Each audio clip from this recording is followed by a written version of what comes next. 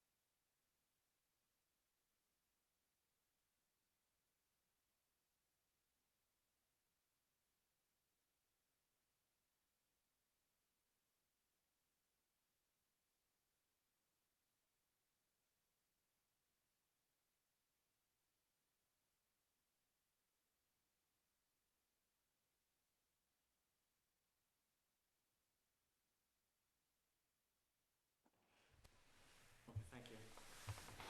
Today is Wednesday, April 28th, 2021. It's about 6:04, and I'm going to start the meeting. This is a hybrid meeting via Zoom and in person. There are no scheduled hearings. Public input may be provided using the following methods. Contact our office at Board of Selectmen at dayton-ma.gov. You can call 774-872-920. Let me repeat that again, 774-872-0920 during this meeting. You can also go on Zoom. The meeting ID number is 819-5019-7628, and the passcode is 577360. Your YouTube channel for later viewing, and hopefully we're streaming live on Channel 9 on cable. Our next regular meeting is May 12th at 6 p.m. I'm going to ask everybody, well, let me do a roll call of the members that are here. Mr. Hull, present. Present. Dr. Z, present. Present. And Ken Pacheco is present. I'm going to ask everybody to stand for the Pledge of Allegiance and also for a moment of silence.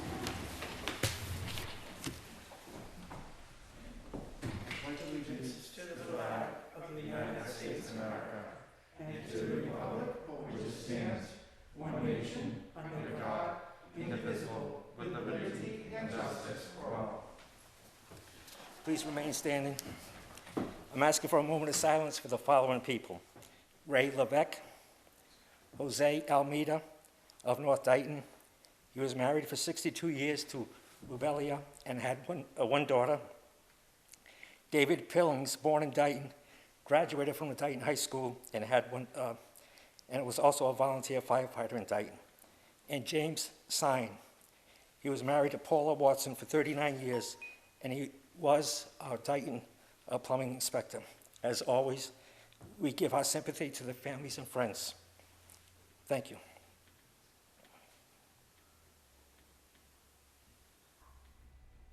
Thank you.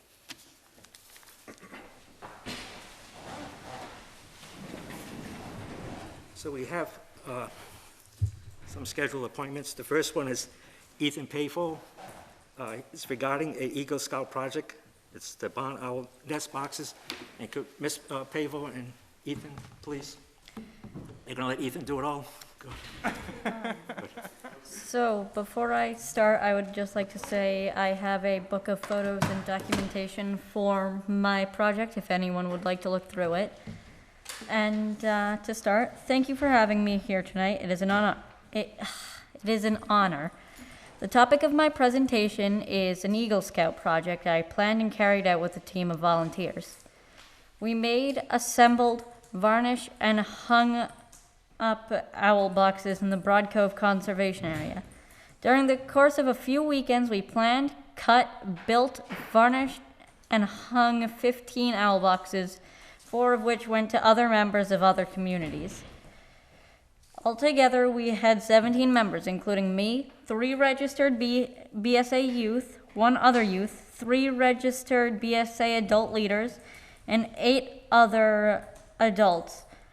And with all of them, we had 191 hours and 30 minutes in man-hours. Despite all of the funding, we had the perfect amount with $612.17. Our beneficiary was William Furnett and the Dayton Conservation Commission. We were asked to put together a poster to hang at Broad Cove, and it is currently hanging in the bulletin board outside of the west entrance. Many people have asked questions about what they are, including some people who are convinced that they are cameras to keep watch over the trails. We made sure to inform them of the true purpose of the boxes, and we have even received some thanks for our project. I've done a ton of research, and my volunteers have put a lot of work into making the local environment a safer place for owls. I would like to thank you for having me and for giving a hoot about the environment. Well, I can tell you that the Board of Selectmen, we're very proud of you and the project that you did. Did you want to speak also, or does Mom want to speak? No, I'm here to Support him? You did a great job. Does the board members have any questions? Actually, I took a look at the, Mr. Chairman. Ethan, as a former scout of Troop 8, North Dayton, which a little bit of history is now Troop 3, I made it to the rank of Life Scout, so I know how incredible the honor of being an Eagle Scout and the goal of being an Eagle Scout, how important it is. I commend you for the work that you're doing, and I wish you the best. Thank you, sir. You're welcome. has the board had an opportunity to look at the pictures that were presented in the packet? You did a great job. You did. Excellent work. Thank you. Thank you very much. The next item is Tony Rosario. It's regarding permission to hold a cruise night event at the time, for the Taunton area Vietnam vets. They've done this in the past. They've gone before us in the past few years, so he's asking. Good Thank you evening, again. gentlemen. Thank you. Thank you. Again, good evening. This will be our 12th or 13th years we've been doing it for the Vietnam vets. And all it is the guys, I bring cars in, old cars, and I have I don't know, it's not a band, it's a doo-wop. I don't know if you guys are familiar with Eddie Lopes, the Villanelles, and they sing all the old songs, and we have a good time. And all the guys from the cars, they're all from the '60s, from doing Vietnam and all that stuff. And we do hot dogs and hamburgers, and we raise money. It's all goes to the scholarship, fund for the veterans. but the scholarships are given out to all the areas, high school, Rainham, BP, Aggie, Dayton, Rehoboth, Taunton, you know, and that's it. And try to have a good time. And this is all weather permitting. One little drop, that's it. I mean, we cancel because some of these guys will not bring their cars out. And it's only once a month, and for 4 hours, and that's about it. Is it the last Saturday of each month? Is that The last Saturday of each month, yes. Last Saturday, like I said, and that's all weather permitting.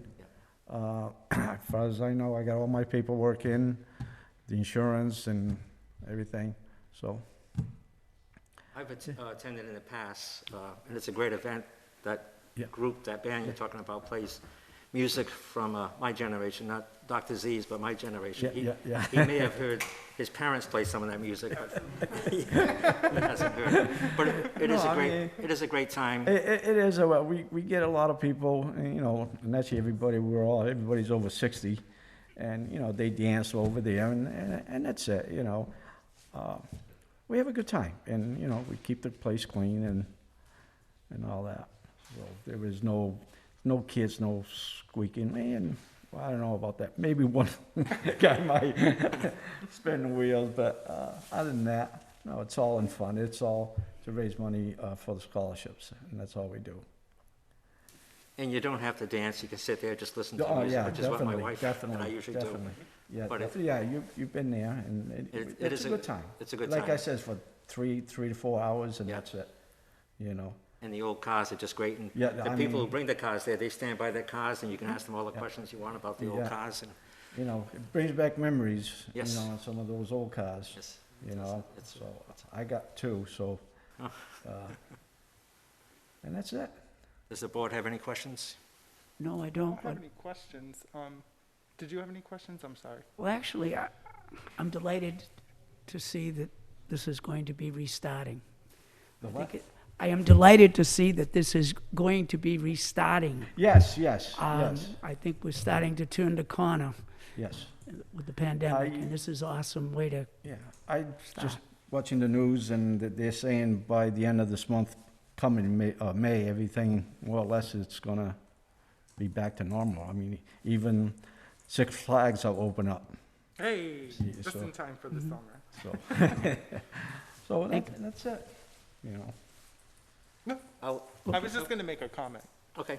No, I was just gonna say, I'm also, I echo Selectman Hull's sentiments. My uncle, John Fournier, shows his Trans Am Yeah, every year when you have that event. Yeah, yeah. So he'll be there, I'm sure. It is a nice event, and I look forward to being there. Thank you. And this is a good organization. My brother's a Vietnam vet. Yeah. Got a Bronze Star when he was over there, so. Yeah, like I said, I'd say probably 80 or 90% of the guys, you know, they all Vietnam vets. Yeah. You know, I mean, I was in it when it was going on, so they consider it Vietnam era. Some guys say Vietnam vet. I never got to go over there. I was in 71, you know, and didn't get over till 75. So, Yeah. and that's Oh. it. We thank you for your service. Absolutely. I'll entertain a motion. Mr. Chairman, I'm going to make a motion that we approve Mr. Rosario's request to use behind Town Hall for cruise nights as presented. I second it. Second. Any questions? If not, all those in favor say aye. Aye? Mr. Hull, Aye? Dr. Z, Sorry, aye. and Campuchico, aye. You got our permission, and we wish you the best of luck, and we wish Thank you you good guys, weather. and stop in and have a hamburger or hot dog, and that's it. Always. You know. Thank you. All right, thank you. Before you go, Mr. Rosario and Mr. Chairman, it says there is a specific request to waive the fees. Do we have to make a motion, Mr. Administrator, on that specific? I think we have in the past. I think we have in the past. yeah. Okay, So I I'm think- glad you, Dr. Z, you brought that up, but I read the packet tonight. I did too, but that doesn't mean I remembered it. I forgot about that. Yeah, so I will entertain a motion to waive the fee. Thank you. So moved. Second? All those in favor say aye. Mr. Hull, Aye? Dr. Z, Aye. Campuchico says aye also, so the fee has been waived, Again, so. thank you guys. Again, Thank you. good luck, and thank very you much. for what you do. Thank you.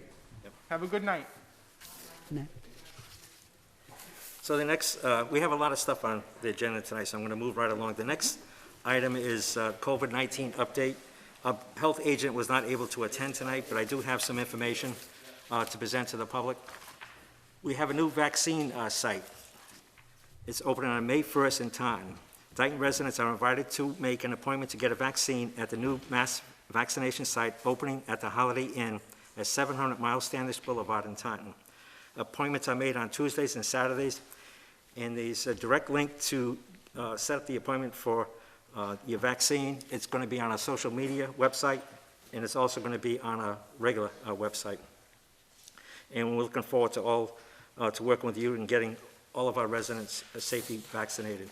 So that's great news that we have a very local, some of us had to go to Patriots Place, Gillette, to get our vaccines. So just an update on the information, what's been going on with COVID. For the week of April 19th to April 25th, we've had confirmed cases of 11. We have a total positive to date, 715. Total of deaths to date is 7. And the Board of Health has received 85 calls in the past week, and they've sent out 46 calls for tracing calls. 237 have been fully vaccinated as of the previous week. Fortunately, we had no additional deaths. They've registered nobody that's been homebound, but they've helped people get pre-registered. Looks like 6 people. Just to give you some statistics, how valuable, I think anyway, it is to get the vaccinations. For the week of April 19th to April 25th, 4 people have been positive from the age of 0 to 19 years old. 20 to 29 is 2, 30 to 39 is 2, 40 to 49 is 2, 50 to 64 is 1, and for those of us who are 65 and older, there's been 0. So I think it's clearly important that we get vaccinated. Obviously, seniors like myself were able to get vaccinated earlier than others. We have a total of 2,100 people in Dayton that are fully vaccinated, which is about 25% of our residents. Obviously, those under 16 can't get vaccinated, so that it's probably a little bit more for those that are eligible to get vaccinated. But it's so important to get vaccinated. This is the only way we're going to beat this problem. And as you can hear, things are getting better. Our numbers are going down a little bit, and hopefully tomorrow we're going to find that we're in yellow. I believe we're still in red at this point. So that's my report. Any questions about? No, thank you. That's great. Thank you. The next agenda item is a discretionary spending request. The Highway Department message board for $13,525. Is Mr. Ferry? Yes, he is. Mr. Ferry, you want to explain to us what you're asking for, please? Just bear with me, the audio is still kind of terrible. I have to hear the delayed response from across the room. Okay. All right, so you have the information packet? Yes, we do. Yes, we do.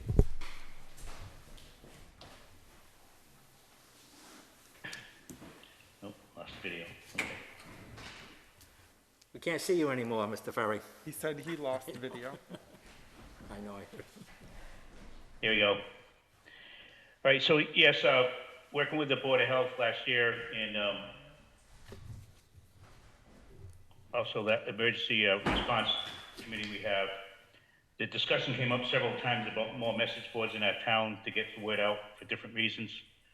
The quote you have in the packet there still is good. That was way back in June. That's off the state bid list. These boards are a little smaller than ours. They're easier to find different places to install them. The one we have we're limited because of the size of it. It's 10 feet wide, and you got to, when it's on the side of the road, you got to be off the road a little bit. And plus, you got to consider the distance to go to it. The original request was for 2. We have that one 10-footer now. Myself and Brett, we worked with, we had recently purchased 2 more off the state surplus. One is definitely not going to work, so we're scavenging that, and we're hopefully going to have another one working out of that, but that's not 100% yet. So, speaking with Mike, we need to consider at least one so we can continue making the public awareness for the different messages that we have.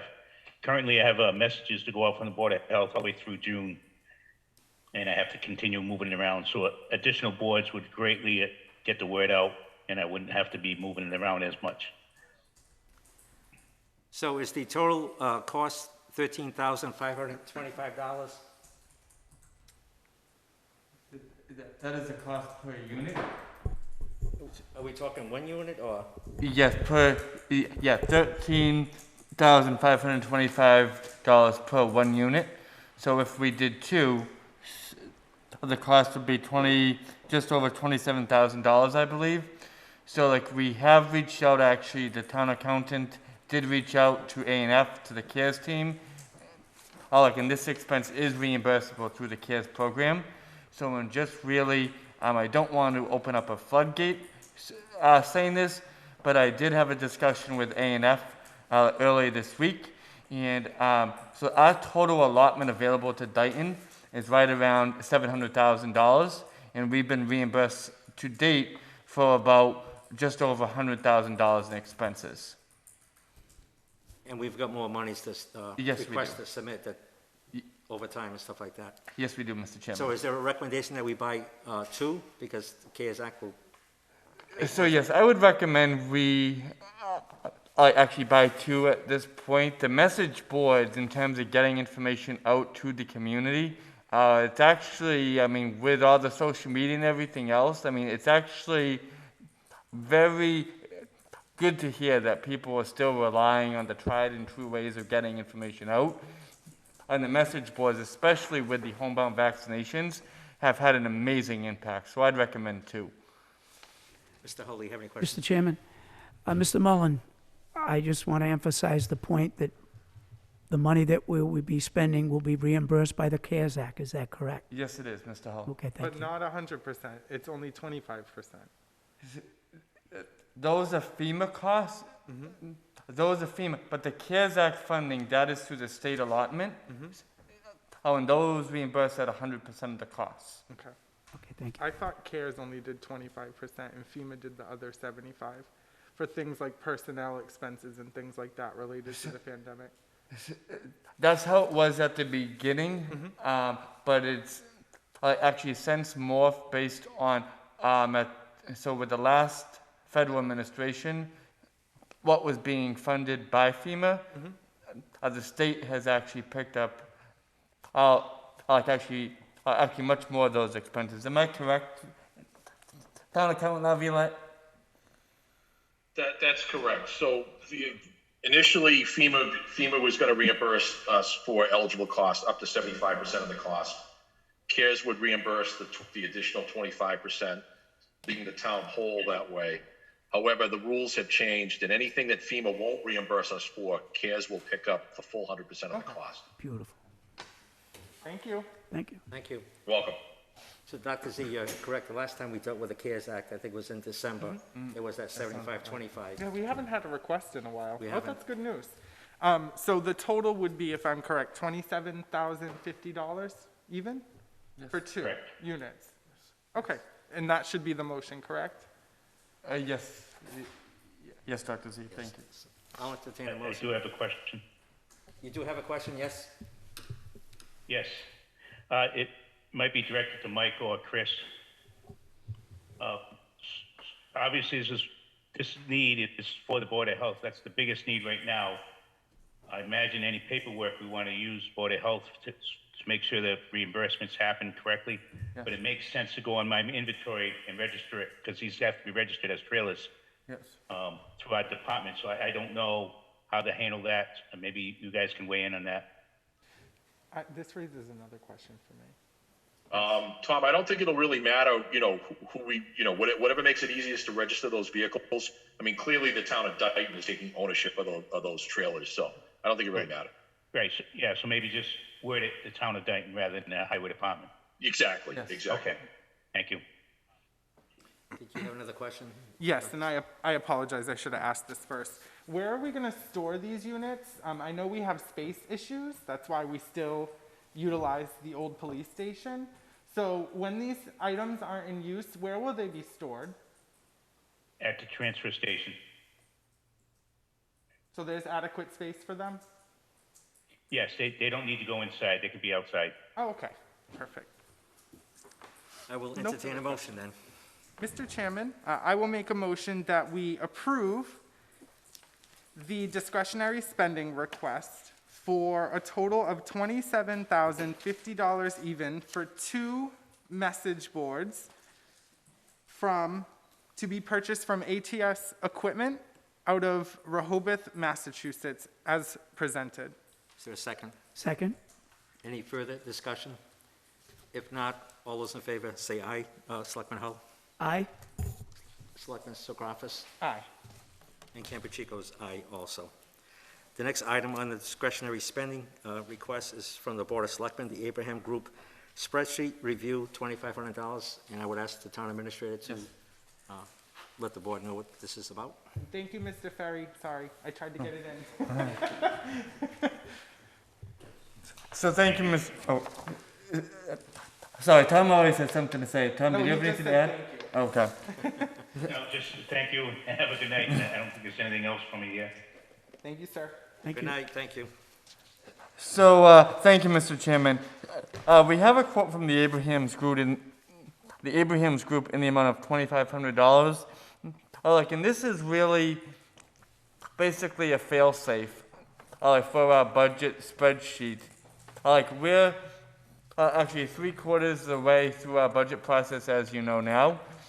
We're working with the FinCom, in the meetings we've been having, and I know there have been some questions about the formulas, the lining up to the levy, limit and capacity, and this is really at the beginning of really me being here. I just want to, have some confidence that all the formulas are right so we can continue working forward.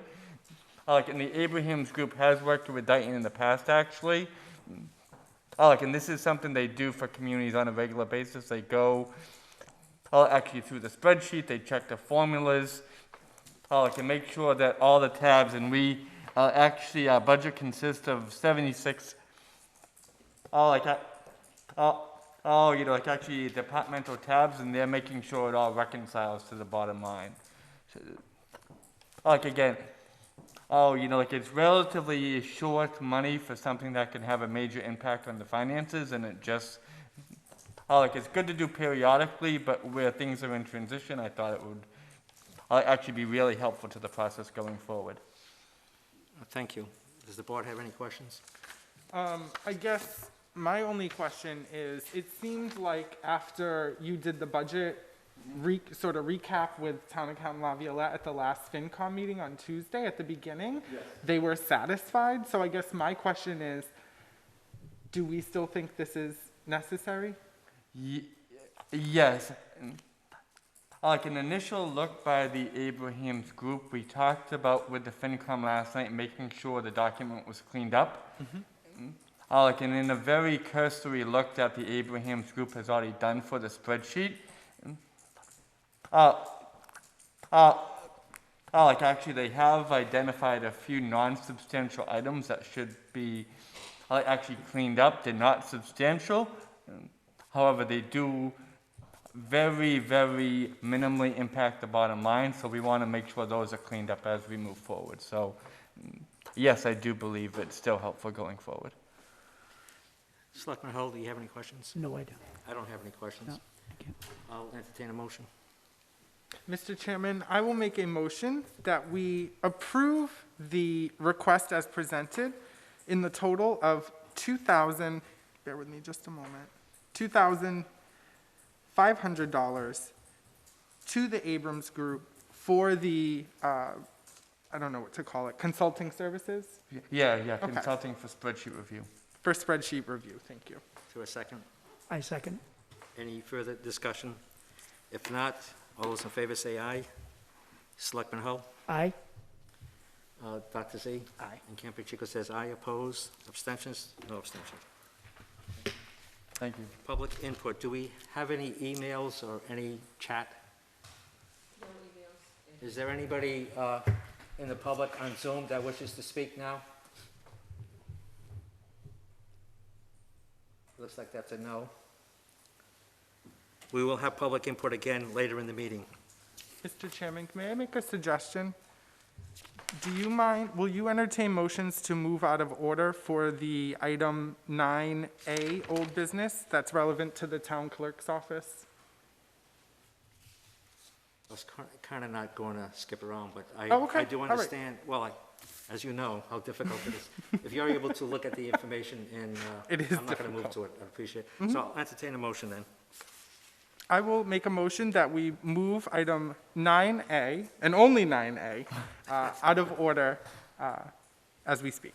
Is there a second? Second. Any discussion? If not, Selectman Hull? Aye. Dr. Z? Aye. And Campuchico is an aye, no negatives. Mr. Pacheco? No relation. No relation. We're all brothers, though. Yeah. Thank you for having me, I appreciate it. So I'm requesting tonight 2 new town drop boxes. This was a request that originally came from the clerk's office before I started, so I kind of took the baton afterwards, and I agree with the original request. We're requesting it for a few reasons. I think it's really important that the clerk's office has separate mailboxes. Vote by mail is going to be the way of the future. There's legislation for permanent vote by mail, but even just absentee voting, that will be here forever. The current drop box is small, so I think having a larger one that could take future volume is important. I think it's also important so people can do business in a socially distanced way in the future. And in addition to that, I think it's important to have a separate box. I lost my train of thought. Well, you're talking about the treasurer and collector having their own box, is that correct? Oh, yes, thank you. So that way only election officials are touching the vote by mail applications. And also birth certificates, sometimes only the mom and the dad and the child can see it, and you know, the appropriate personnel. So those type of documents, it'd be nice for residents to know only town clerk officials are touching those documents. So my proposal would be 1 clearly lettered and distinguished by color as well, drop box for the clerk's office. And I don't know if you'd call it a general drop box or a treasurer collector drop box, but a second drop box, also clearly distinguished by color and lettered. You know, and I think being on the other end of the phone now, I realize if someone called, I could say, yes, we're the blue box, and it says town clerk, and it says ballots. And the other one could say, oh, it's the white box, and it says no ballots. So that's the thought process. Just to wrap it up, because I don't want to drag on, we did do our homework. We talked to the building commissioner for his feedback, the highway department.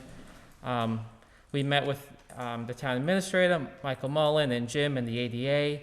And we also talked to Chris about CARES funding, which is why we were hoping with the renovation of Town Hall that this could kind of go through under CARES and inside of the renovation. And lastly, I just want to say when we did talk to Jim and Mike, and I don't like to speak for anyone, but Jim Aguirre mentioned he may be able to recycle the current drop box at Old Town Hall, so there'd be no waste, which is nice. So I was part of that conversation yesterday. 2 new boxes are going to go over next to the town hall, and that they think they can move the older one over here, so we'd have 2 boxes over here. Oh, cool. And we would distinguish one for the clerk's office again, ballots, and then the other one for probably the treasurer collector, so we can pay our tax bills in that box. Does the board have any questions? Yes, actually, I do, Selectman Hull. Mr. Chair. Do we in fact need 2 motions, 1 to approve it and 2 to pay for it? I don't think so. I think we can make one motion to purchase Yeah. these 2 boxes. Like to approve the request, To approve like the as he request. wrote it. And were the monies mentioned? I was just looking for that. Do we know the cost of the? I probably could have written that better once I heard Mr. Ferry talk. He did a better job.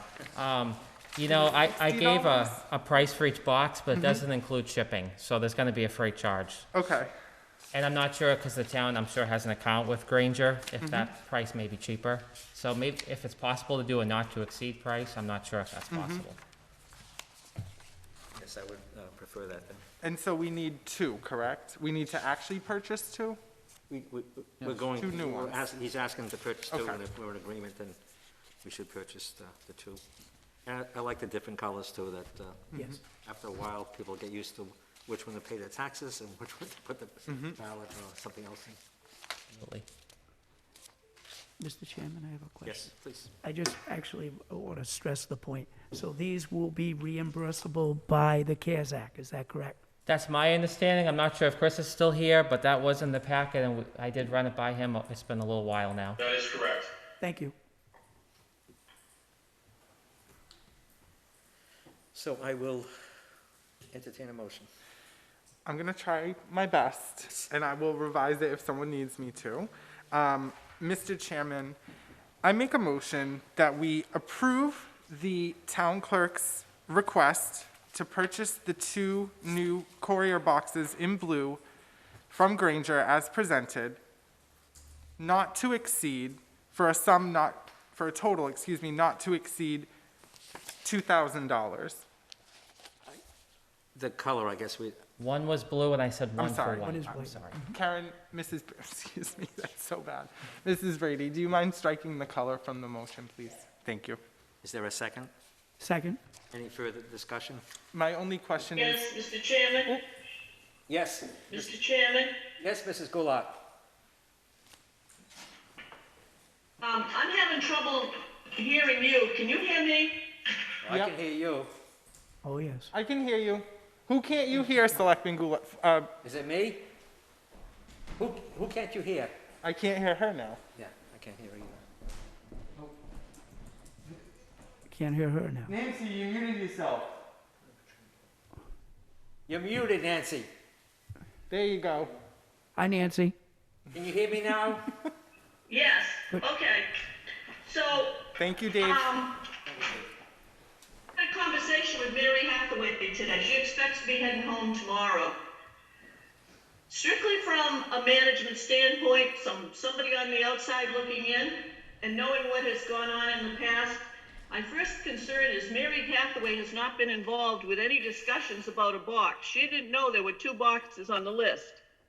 Now, concern about security for ballots, I understand that. I have a bigger concern about security for 4 times a year when tax money comes in the form of checks that ends up in the boxes.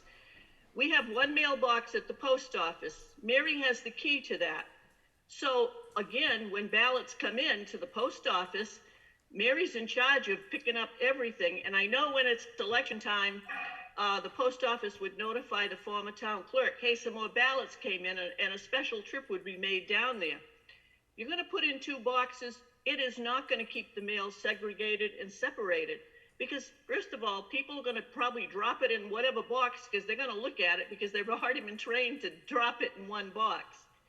There's also comments being made such as, we gotta start sorting their mail for them now. And I had mentioned this before when this came up, when I talked to the new town clerk. I really think that as the new town clerk, Mr. Pacheco, and out of courtesy, if no other reason, should sit down with Mrs. Hathaway and the town administrator and talk about the operation of those 3 public functions, clerk, treasurer, collector.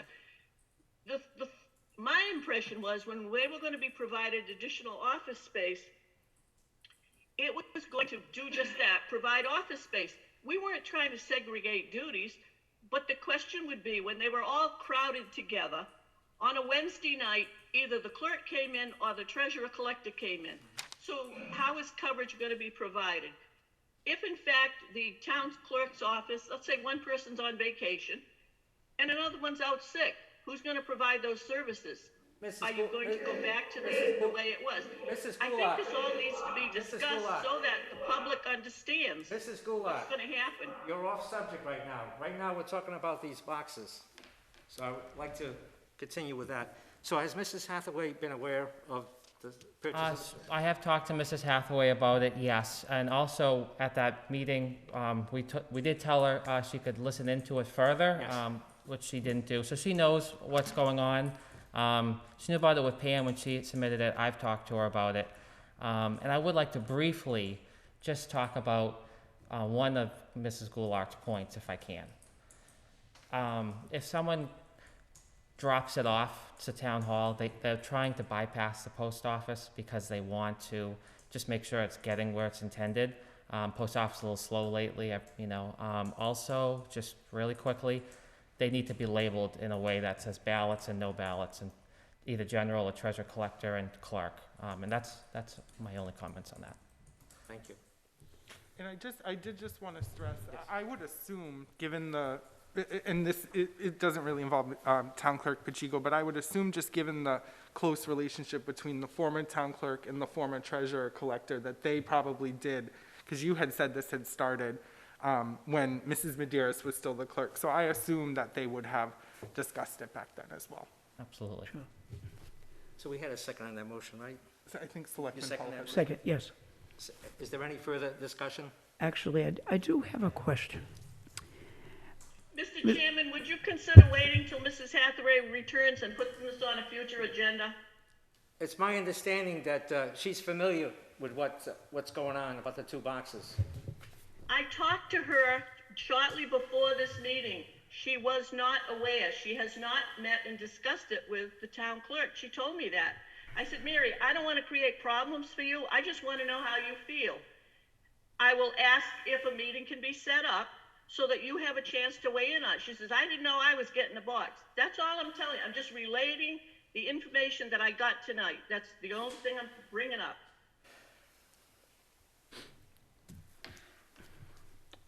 I'm going to still ask for a vote on this motion.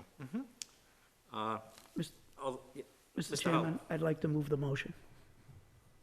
Well, we have a motion that's been seconded. Right. For a vote. We're going to take a vote. Thank you. All those in favor say aye. Selectman Hull? Aye. Dr. Z? Aye. And Ken Pacheco is aye. We had as you know, we had a conversation yesterday with Mrs. Hathaway.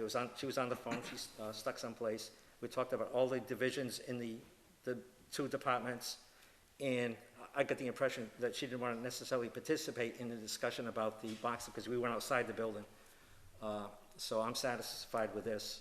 I wouldn't see why she would be opposed to having a separate box, to be quite frank.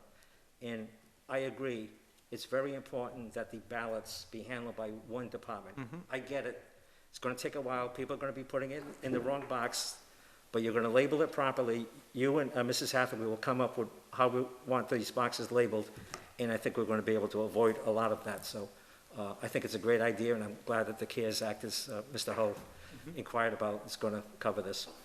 May I make a request or some sort of, if you don't mind coordinating with the town administrator and Mrs. Kerwin in the Board of Selectmen's office, so once the boxes are here, maybe we could send out an email and just do our best to notify, maybe even coordinate with Cable Committee to have some kind of message on Channel 9 on a scroll. I'm not giving you guys more work, but Channel 9 is a reliable source of information for people that may not be online.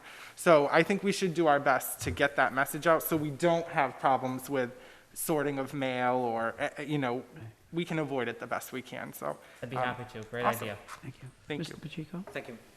Which, Pacheco? No, always go through the chair.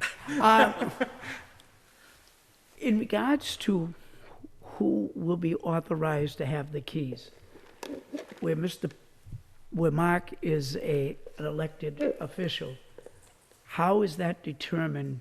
Like Ms. Hathaway has authorization for the keys. How is that determined as to who would have authorization? I'm going to ask that a town administrator, but I would think they're both the head of their departments. They're both elected. I would think that they would, and I assume that you can delegate to your assistant as well as Mrs. Hathaway can delegate. I don't Just expect like you to- she can sign for me, almost. Yes. So I don't expect you to always have to go outside and empty out the mailbox, but I'm sure on occasions you're going to. But just knowing your work habits. So I'm not sure if that answers your question. Oh, it does, it does. I just wanted this to be recorded for the record. So we, or if a problem should come up of, unauthorized entry into the box, we do have a policy of some type in place. So I'm not sure we have a written policy. Do we have a written policy on this? Maybe? So I think Mr. Hall raises a really good point, especially for the purposes of, like our annual audit as well. If we, as we go forward with 2 mailboxes, if we memorialize that the town clerk has a key, in control of that box under the control of his office, and the treasurer collector has the control and custody of the other box under her office. So any financial related issues for the purposes of our audit, or frankly our financial controls and system, those are documented as being through her. So I think we could absolutely come up with that. Thank you. So once the boxes come in, we should have a policy, Yes. and I think Selectman Hull, that was a good idea. Thank that we you. have it, we're not going to be authorized to get a key, I hope. So, Agree. So, do you know how long the shipping takes, just in general? It's said on that quote, it seems pretty quick, because this one here said expected to arrive next day. So I think it could be pretty quick. Okay. I know Mr. Mullen has a lot on his plate. Mm-hmm. I don't know how to coordinate, but I'd be happy to do the first draft of the policy and submit it to Mr. Mullen, because I know he's I think he'd so love busy. that. I would love that, yeah. It's just something short that just is in writing, and Yeah. I think, to your point, just delineates exactly who is authorized to access it. And I think that's great. That's a good point. We should have it done from the beginning of when they arrive, so everybody is 'cause clear on. there could be future challenges. I think Oh, that's what yes. you're talking about. Yep. So could you have that by 8 o'clock tomorrow morning, that, Sure. Yeah, there might be some typos if it's that early, but well, thank you very much for Thank you, bringing this to sir. our attention. Thank you for your and time. offering to write that policy. thank you. Thank you. Have a good night. Good night. So we're going to go back, we're going to have announcements. The Town of Dayton's public buildings are now open to the public, yay. The Friends of the Dayton Public Library and the Dayton Lions Club, I'm a member, just for the record, I'm a member of the Dayton Lions Club, are doing a joint fundraiser called Small Town, Big Heart. I'm sure you've seen those hot signs all over town. Please consider purchasing them. It's a great signal to the neighboring towns that we have a big heart. Pick up your hot signs and show your love for Dayton. Suggested donation for the sign is $5. You can purchase the signs at the Dayton Public Library via curbside pickup during library hours, Arujo's Farm, and at the May 1st Spring Fair at the Dayton Community Church, cash or check only. I'm also a member of the Dayton Historical Society. I'm an officer, I'm a treasurer. None of us get paid. The Spring Pot fundraiser for the Dayton Historical Society, take and make home kits provided by the Arujo Farms, 508-669-6988. Cost is $40.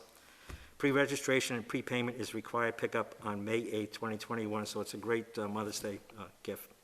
The Town of Dayton's food bank distribution will be held next on May 15, 2021, located at the Town Hall, 979 Somerset Avenue, lower level, as a drive-through. The rabies vaccination day will be held on Saturday, May 15th, from 3 to 4 p.m. at the Dayton Animal Shelter, 821 Tremont Street. And the Board of Health has rescheduled its annual bulky item pickup to June 7th, 2021 through June 11th, 2021. Items must be out no later than 7 a.m., and you need to purchase tags from the Board of Health to put on your items that you're going to put out there. You can't just put the items out, they won't pick them up. The Town Clerk's Office would like to remind residents to please license their dogs. Massachusetts general law requires dog licenses for dogs 6 months of age or older. Contact the Clerk's Office at 508-669-5411, option 2, with any questions. And it's my understanding that if you're 70 or older, it's free, your license for your dog.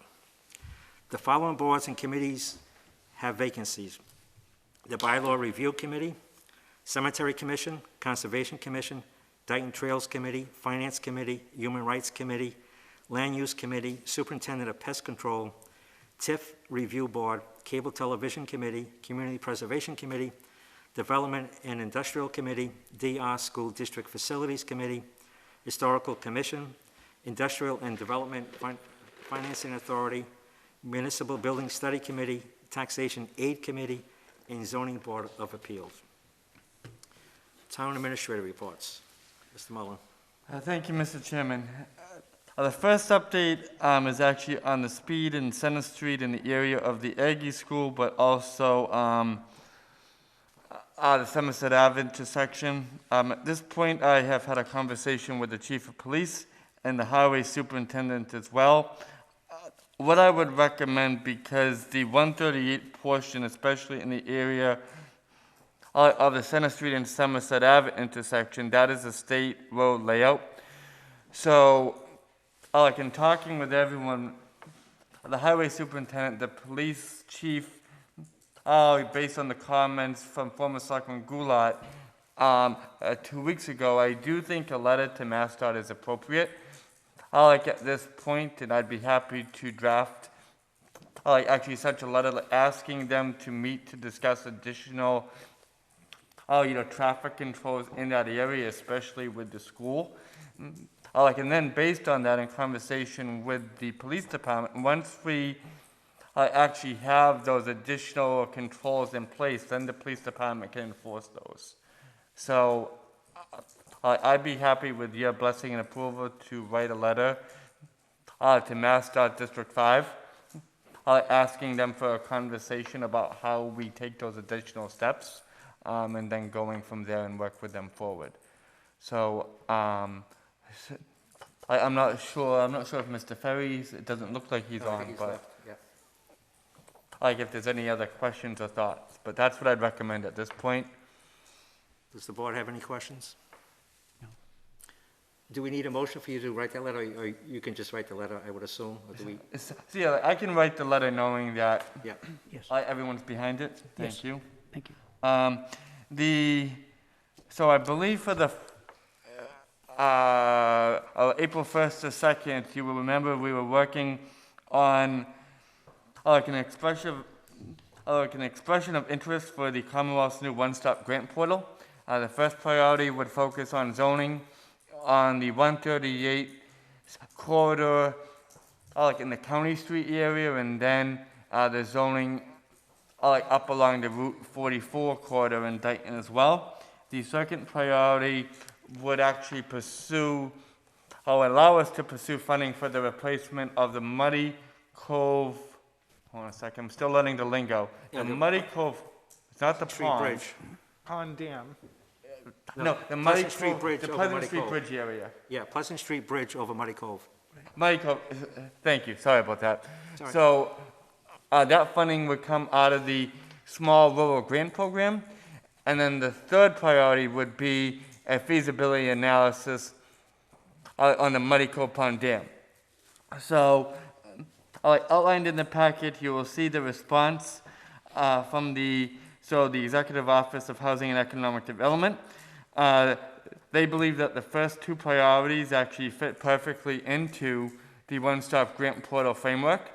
So they're recommending that we continue on in pursuing those through the regular grant deadline the first part of June. So that is good news.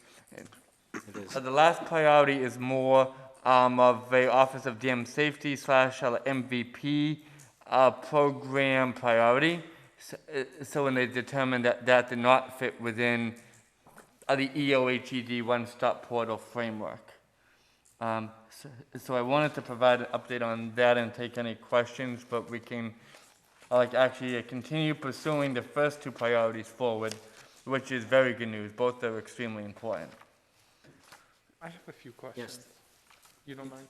Yes. My questions will be short, I hope. See, now I've started admitting I have more than one. My first... Just get the gavel. My first question, I hope that's not needed. My first question is just, so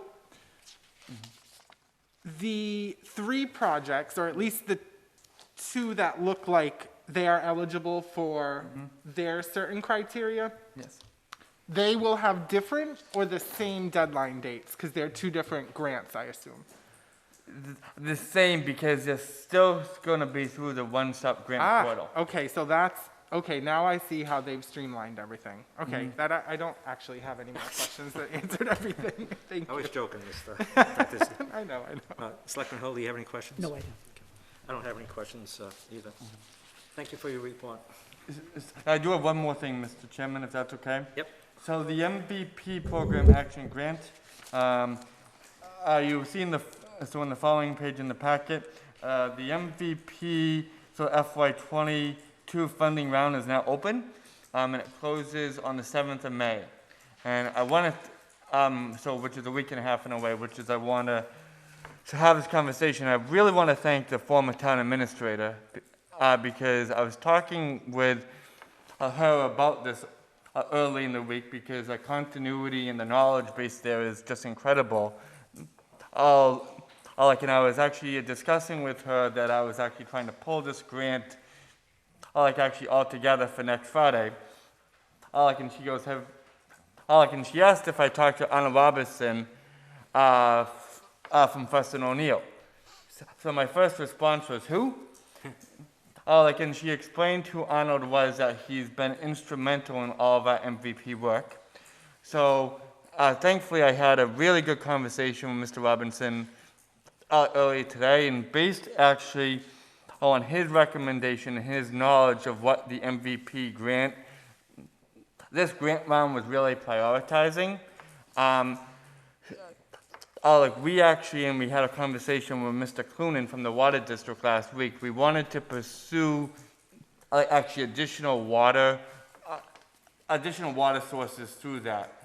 And Mr. Robinson thought it was a great idea, but it was his recommendation that based on the state's priority right now, the state priority is really focused on environmental justice, resources and communities, and because we're not one, he didn't think he honestly said he didn't want us to take the effort to actually apply, because he didn't think there was any likelihood we would be awarded. So that was his recommendation, that we sit this grant round out, and I just wanted to share that with you. Originally I was hoping to come here to get our agreement or consensus that the water priority should be a priority in this grant round, but after explaining in that discussion, he mentioned that, although noble, we should actually continue planning for that and deal with that issue, but that it wouldn't fit in this MVP grant round. I think we do have the chat, Mr. Chair. Mr. Chairman, since we don't have a selectmen's report, can I just read something that the Water District received recently? Or Is it did you? Is it regarding this? No, I'm sorry. You were still on this. I'm sorry. Yeah. Do you have any questions? So that is all I am, Mr. Chairman. My report's on those issues, but I'm happy to take any questions.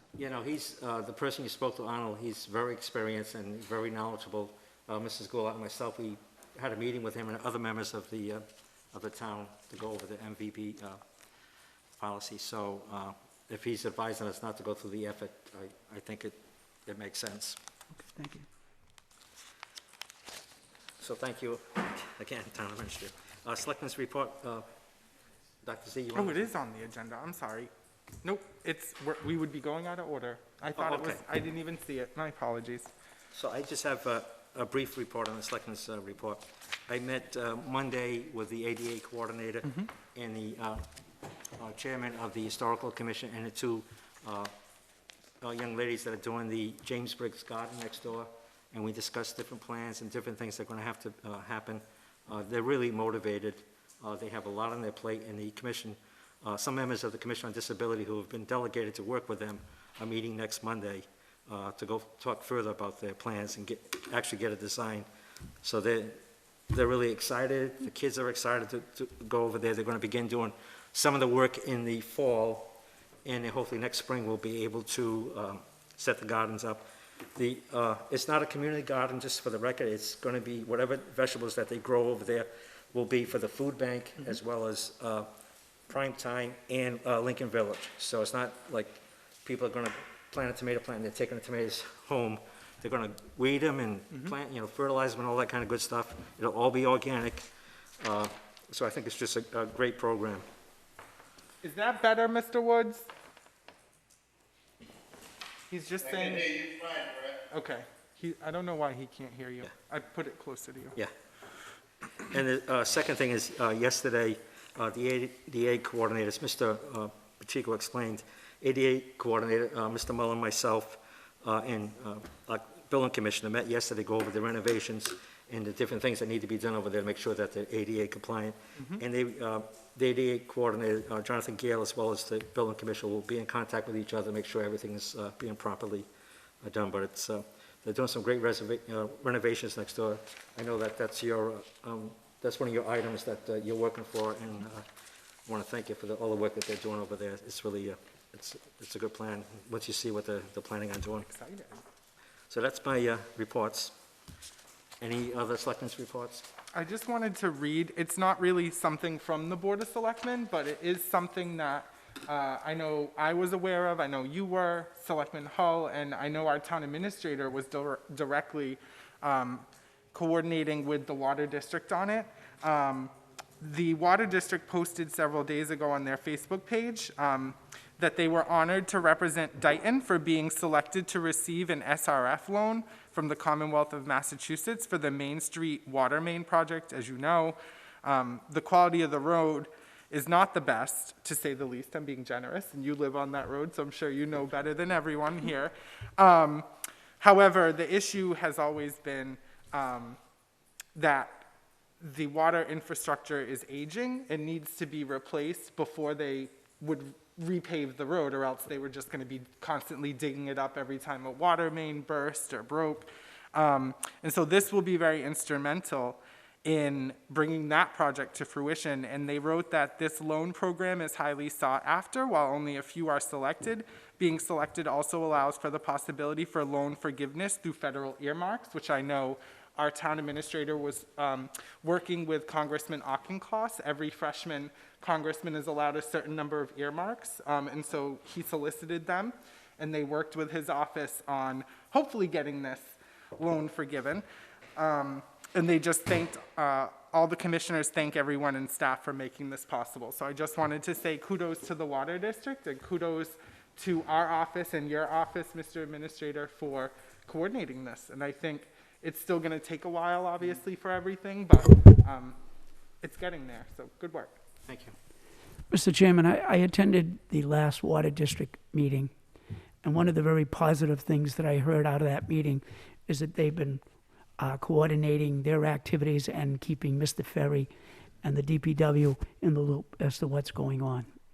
They're developing a good working partnership on that Main Street project. And that's important, because that's a major project.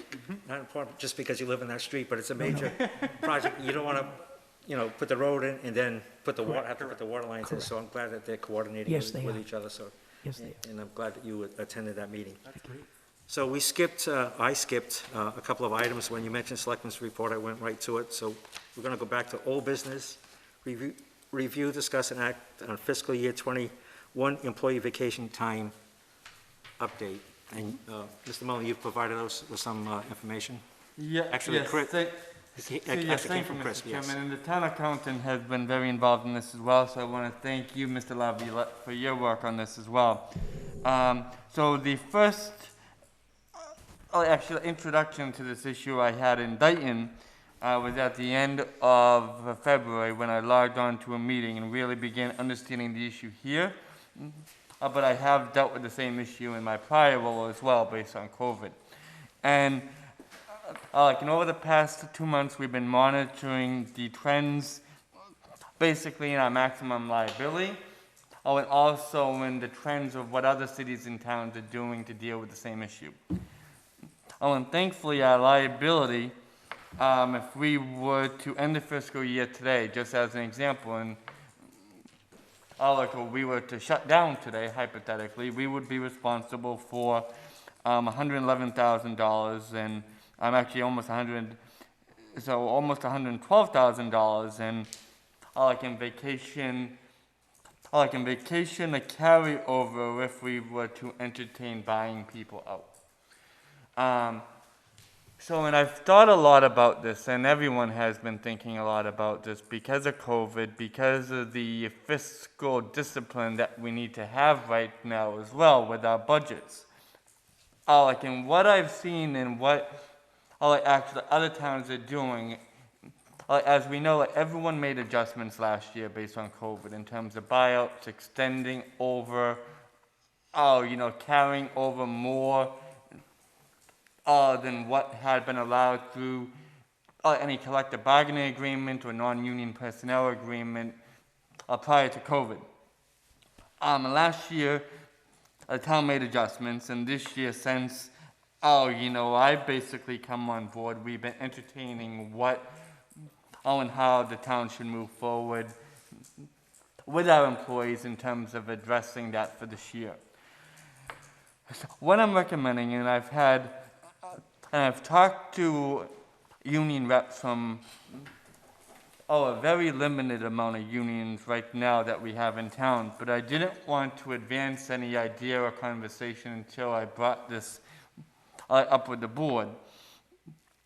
Is that if we were, based on where we are with the FinCom and the year-over-year revenue issues we're having, we've to date had to downgrade our local receipt revenues by about $300,000 from FY21 going into FY22.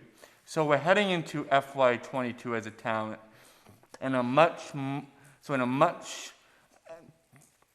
last year was challenging, but we knew that FY22 would be a challenging year, and it is already. So what I'm recommending is that unless there's a requirement actually prescribed in a collective bargaining agreement that we do not do any buyouts this year. We follow the letter of the collective bargaining agreement in terms of any buyouts, if any buyout language if it's applicable, but we follow the letter in terms of a 2-week or 2 weeks worth of time and carry over, because that's what the collective bargaining agreements outline, and we want to follow them. That being said, however, understanding this has continued to be a year and a challenge in terms of the pandemic for all.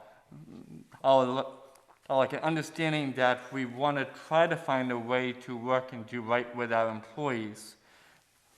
What I would recommend the board consider is, although I'm actually not recommending any buyouts this year, that we do consider, we already have almost across the board a 2-week carryover language in our agreements. And one way to deal with this and the challenges that we've all faced with our employees is considering this actually as a transition year where we allow employees to carry over 3 weeks of vacation time.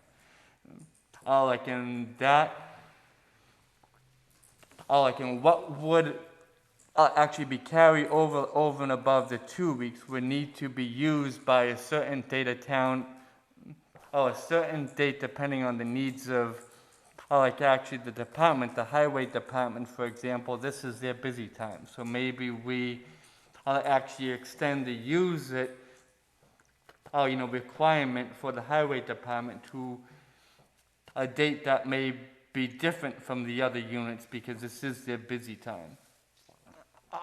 But we would actually come up with MOUs for all the unions.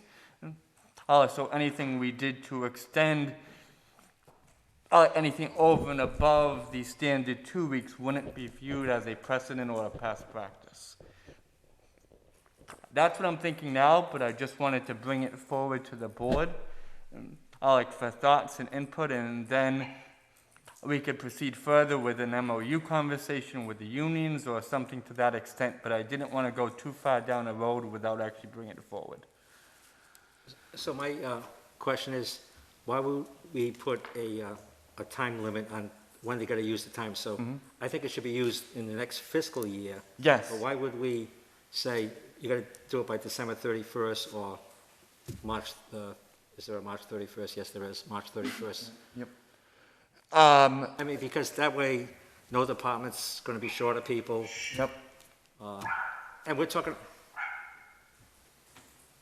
Is that Woody? no, he's muted, so. Okay, Chris.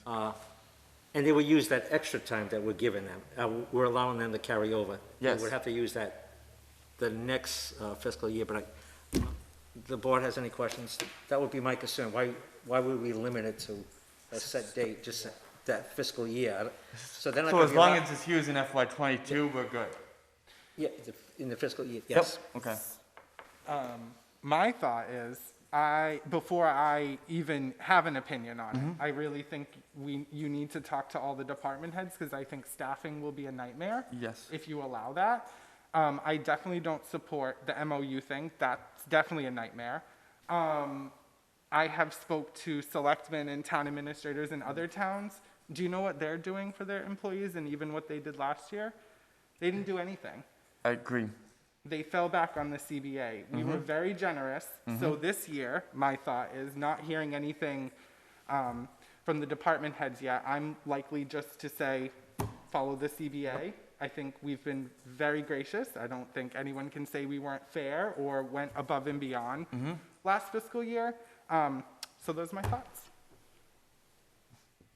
You have any questions? No, I don't. Well, my concern, if we adopt what you suggested, is that some people really have a lot of hours vacation, so I think it would be tough for them to, if they take it by the end of this fiscal year and just carry over 2 weeks, some of those people will be on vacation, and I think it might interfere with some of the different departments. It could either way. You're Yeah. correct. That's why we should probably. Selectman Hull? I would feel more comfortable if Mr. Mullen had more discussions with the department heads and with the union representation. Okay. And then come back with something more concrete to present to us. I'd be happy to do that. Like, I see and I understand the points across the board. I am familiar with communities who have done nothing at all. Like in what the CBA outlines, the CBIE outlines, and that's it. And there's a lot to be said for that as well. In terms of an MOU, I was just thinking an MOU, just really to memorialize that if we did go over and above the CBA, that wouldn't establish any type of precedent. So we could memorialize that and have agreement, so we don't have this issue ever again, and we can just move forward beyond it. But I do understand. I mean, this is, there are 5 sides to thinking of this issue, all in addressing it. But I'm happy to continue the conversations with department heads and with the unions as well. Thank you. So we'll have to wait till our next meeting, May 12th, then, to further discuss this, which is cutting close. But what you're suggesting is, if we don't do anything, they're obligated to take their vacation time. They can carry over 2 weeks, but that's it. And if they don't take the vacation time, they're going to lose it, and it doesn't mean the town's going to pay them for the money. Am I correct? That's exactly what, and the only reason I even say that is not because I don't see the merit in allowing people to carry over. I think it could be a double-edged sword. You could be, if everyone has to use it, now they're in a situation where you might have a staffing issue. Yep. If you allow them to take, then you're pushing the staffing issue into the next year, but maybe you could spread it out. I just think we made a concession last year, and so when we talk about a precedent, that this would be the second year. So the precedent has already happened, and now we're doing another thing outside of the CBA again. So that's the only reason I mention this, but I do agree that I definitely think that we need to consult the department heads. And I suggest, as always, some department heads may have different views or different staffing needs. Yes. That they may be impacted differently by this decision. So I look forward to hearing what everyone has to say. Absolutely. But just really to begin, actually setting the expectation for employees. Number one, I think the overall message is we want and encourage our employees to be using their time. Number two, I think I'm hearing, like across the board, just for planning purposes, that like we really aren't going to be entertaining any type of buyout provision this fiscal year. Don't look at me. No, like I'm everyone, just one collectively, so we can set expectations. I think that's the general consensus, I think. Yes. Okay. So, I mean, you can give us further information, but it looks like we're going to expect them to use their vacation. They're going to be, according to the contract, be able to carry over 2 weeks. But that will be the extent of it, and we're not paying anybody the monies, so. Yeah, like unless it's already required in the CBA. Yes, if it's, yeah, Thank you. thank you. Thank you. Review, the next item on the old business is C, review, discuss, and act on the fiscal year 22 budget update. So thankfully, Mr. Chair, I mean, I included that as a placeholder just in the event that there, is anything, actually to address, but because the FinCom process is underway, I'd recommend just letting that process, actually continue moving forward for the time being. So just to clarify, after we get the recommendations from the FinCom, it always comes back to us again, and we either can stay where our original position was or change our position on a different, based on their recommendations. So these items will be coming up again.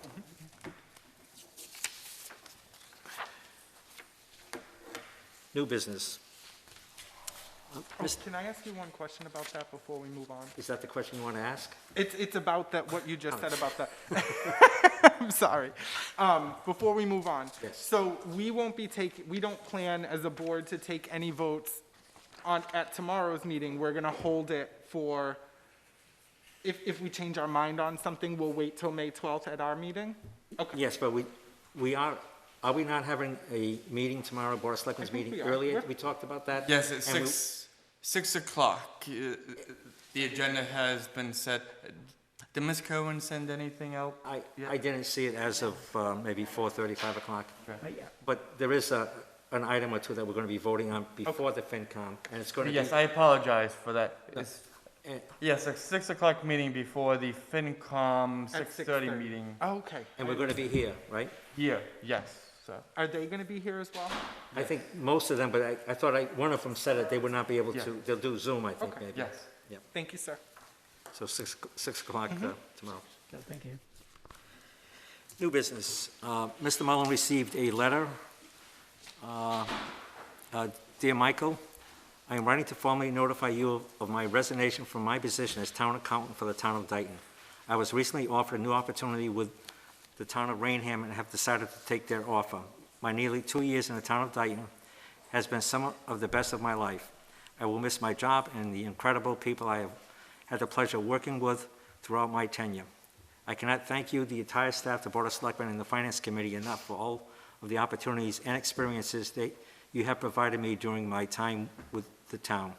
I appreciate your support and understanding, and I wish you, the entire staff, the Board of Selectmen, and Finance Committee, all the very best. Please let me know if I can be of any assistance during the last few weeks of my time here. And it's signed Chris Lavalette. We're going to miss you, Chris. I will entertain a motion to accept the resignation. So moved. Is there a second? Any discussion? Yes, if I may, Mr. Yes. Chairman. Chris, as I will now call you. Yes, sir. No, I'm just kidding. Mr. Laviolette, wow, what a crazy last year it was together. I learned a lot. I'm not going to get emotional. I learned a lot from you. I think we learned a lot together on like how the budget process is, especially when we didn't have a town administrator to kind of guide things. But we got through it because we're a team. I will certainly miss just bothering you, just coming into your office and just, just talking about everything under the sun. Most of it work related, but in all seriousness, I will take what we learned together and I will apply those lessons as we continue. And I just really appreciate the service that you gave us. And I can honestly say that had you not been here, after our former town administrator left, that we wouldn't have done anything on the budget. So thank you very much. I appreciate it, and I hope that you'll keep in touch. Thank you, sir. I appreciate it. It was a pleasure working with you as interim town administrator. Glad that I could take you to school there, so to speak, Doctor. And I wish you all the very best. Thank you. Thank you very much. And congratulations. Mr. Pacheco? Yes. Thank you. Mr. Hull? Mr. Lavalette, I'd like to thank you for your service for the town. I also want to wish you the best in the town of Rainham. And one of the things that I appreciate is the fact that you're willing to help with the transition for the new assistant town administrator. And hopefully there'll be many questions, I'm sure, that the new town accountant will have. So I thank you. Thank you. Absolutely.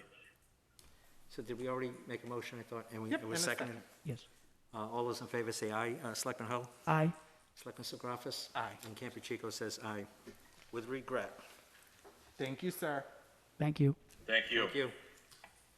The next item is review, discuss, and act on the town accountant's job description and posting. So this, my understanding, this is the same posting that we did a couple of years ago, so it's the same description of the job and everything else that we did when we hired Chris. Yes. Anybody have any questions on that posting, description and posting? I did not. No. I'll entertain a motion then. Mr. Chairman, I make a motion that we approve the town accountant's job description and posting as prepared in our packet this evening. Is there a second? I second. Any discussion? If not, all those in favor say aye. Selectman Hull? Aye. Selectman Segravas? Aye. And Campuchico's aye. It passes unanimously. The next item is interim consulting for accounting department. Now, is that, I thought we did something on that already. So yes, if I could, Mr. Chairman. yes, On that, we do have a few options, thankfully. As I outlined, actually in the email that I sent to the town administrator for the town of Rainham, the good news is we're going to actually have Mr. Laviolette actually working with us in some capacity through the end of the fiscal year right now. The question is actually closing out the fiscal year after July 1st. And Chris actually had volunteered that if he does have to work a week's worth of hours in Rainham, he'd come back and help on off hours and off time. And I do want to thank Mr. Laviolette for that, as Mr. Hall did as well. But at this point, I believe, and I don't want to be too hopeful here, but based on that, so our new assistant town accountant starting this coming Monday, Lisa, the board at its last meeting did approve the services of the former assistant town accountant through the end of March, so for 6 hours a week. So, and I did talk with our former assistant town accountant as well, and once we really get into the transition here, I do know from the former assistant town accountant, Ms. McCarron, that she would be willing to actually extend and increase those hours as well, so we have more of a transition. But I just wanted to actually share that information with you, which I think is really good news, because at this point we won't have to go outside and hire some very high-priced consulting firm. We should be able to absorb a lot of this. Additionally, hopefully with the board's approval of the job description and posting tonight, we can actually have the job posted on MMA by the end of this week. So that is exciting. So it's not even the first part of May yet. So ideally, if we start the process, actually now the job application process will end, so I'd say conservatively by the beginning of June. Then we can interview the first part of June, and hopefully I'm counting any luck I have, we should be able to have somebody in place if all goes well by mid-July, the beginning of August, which would be very good. And Ms. McCarron will stay on throughout that time, or? Yeah, she's willing to help out, and we just, either at the May 12th meeting or at a subsequent meeting, we just have to update the board's motion to increase those hours while also making sure we remain actually under the 960 cap.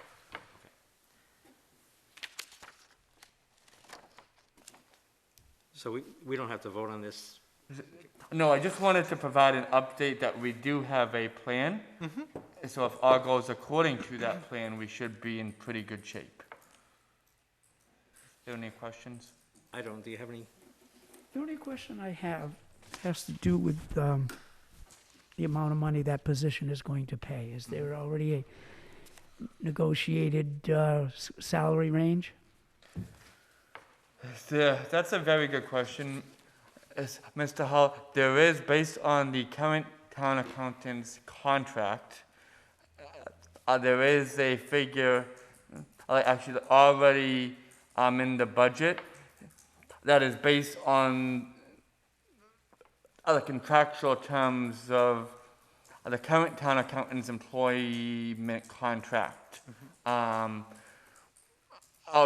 For a range, like a hiring range, we have a few options. We could have a discussion with the, FinCom about either putting additional funding in the accounting, department budget, or if we do hire with a range that is actually over and above where the town accountant is now, we could go back for reserve funding as well. To the FinCom, we could have that conversation with the FinCom as well, based on the board, how the board might want to proceed in terms of posting as well, like a range of which we're looking to hire a new town accountant.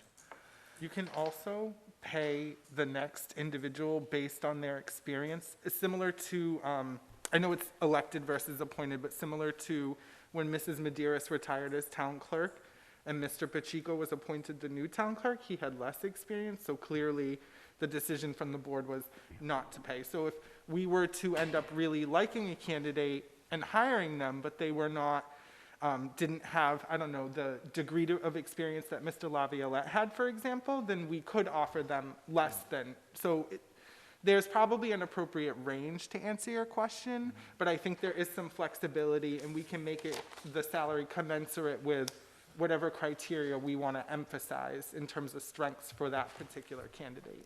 Now, where time is of the essence, how would we go about coming up with, one, the range, and two, the criteria for adjustment? That's a really good point, and I wanted to make a third point, if I may, that we need to keep in mind, if we could keep track of all these points, Mr. Administrator. I think there was an issue when we hired the town clerk, for example, and I'm only bringing this up because it was recent, where the feedback that I received from one of the applicants at that time was it would have been more helpful if we had posted a salary range with that job posting. I think we may want to, I don't know if this was your point, but Yes, it brought up a absolutely good point. it is. I think Really good we point. need to have some kind of a range, and I don't know if we want to decide that tonight or on May 12th, but that will be I think it's going helpful. to be posted pretty soon, right? So I think we probably need to resolve that, Quick, the range anyway. Yep. So, to try to thread the needle here, so I have one suggestion, like in the job description and in the job posting, we could post, or actually include language that specifies what the FY22 rate of pay would have been for the current incumbent, and that would have been $83,000. So we can word it to some degree that says, proposed FY '22 pay is for FY '22, like is $83,000. Salary for, the new town accountant, what there's some, actually wording to that extent would be based on qualifications and experience. So at least at the outset, they see what kind of our starting point and what kind of our market is in Dayton.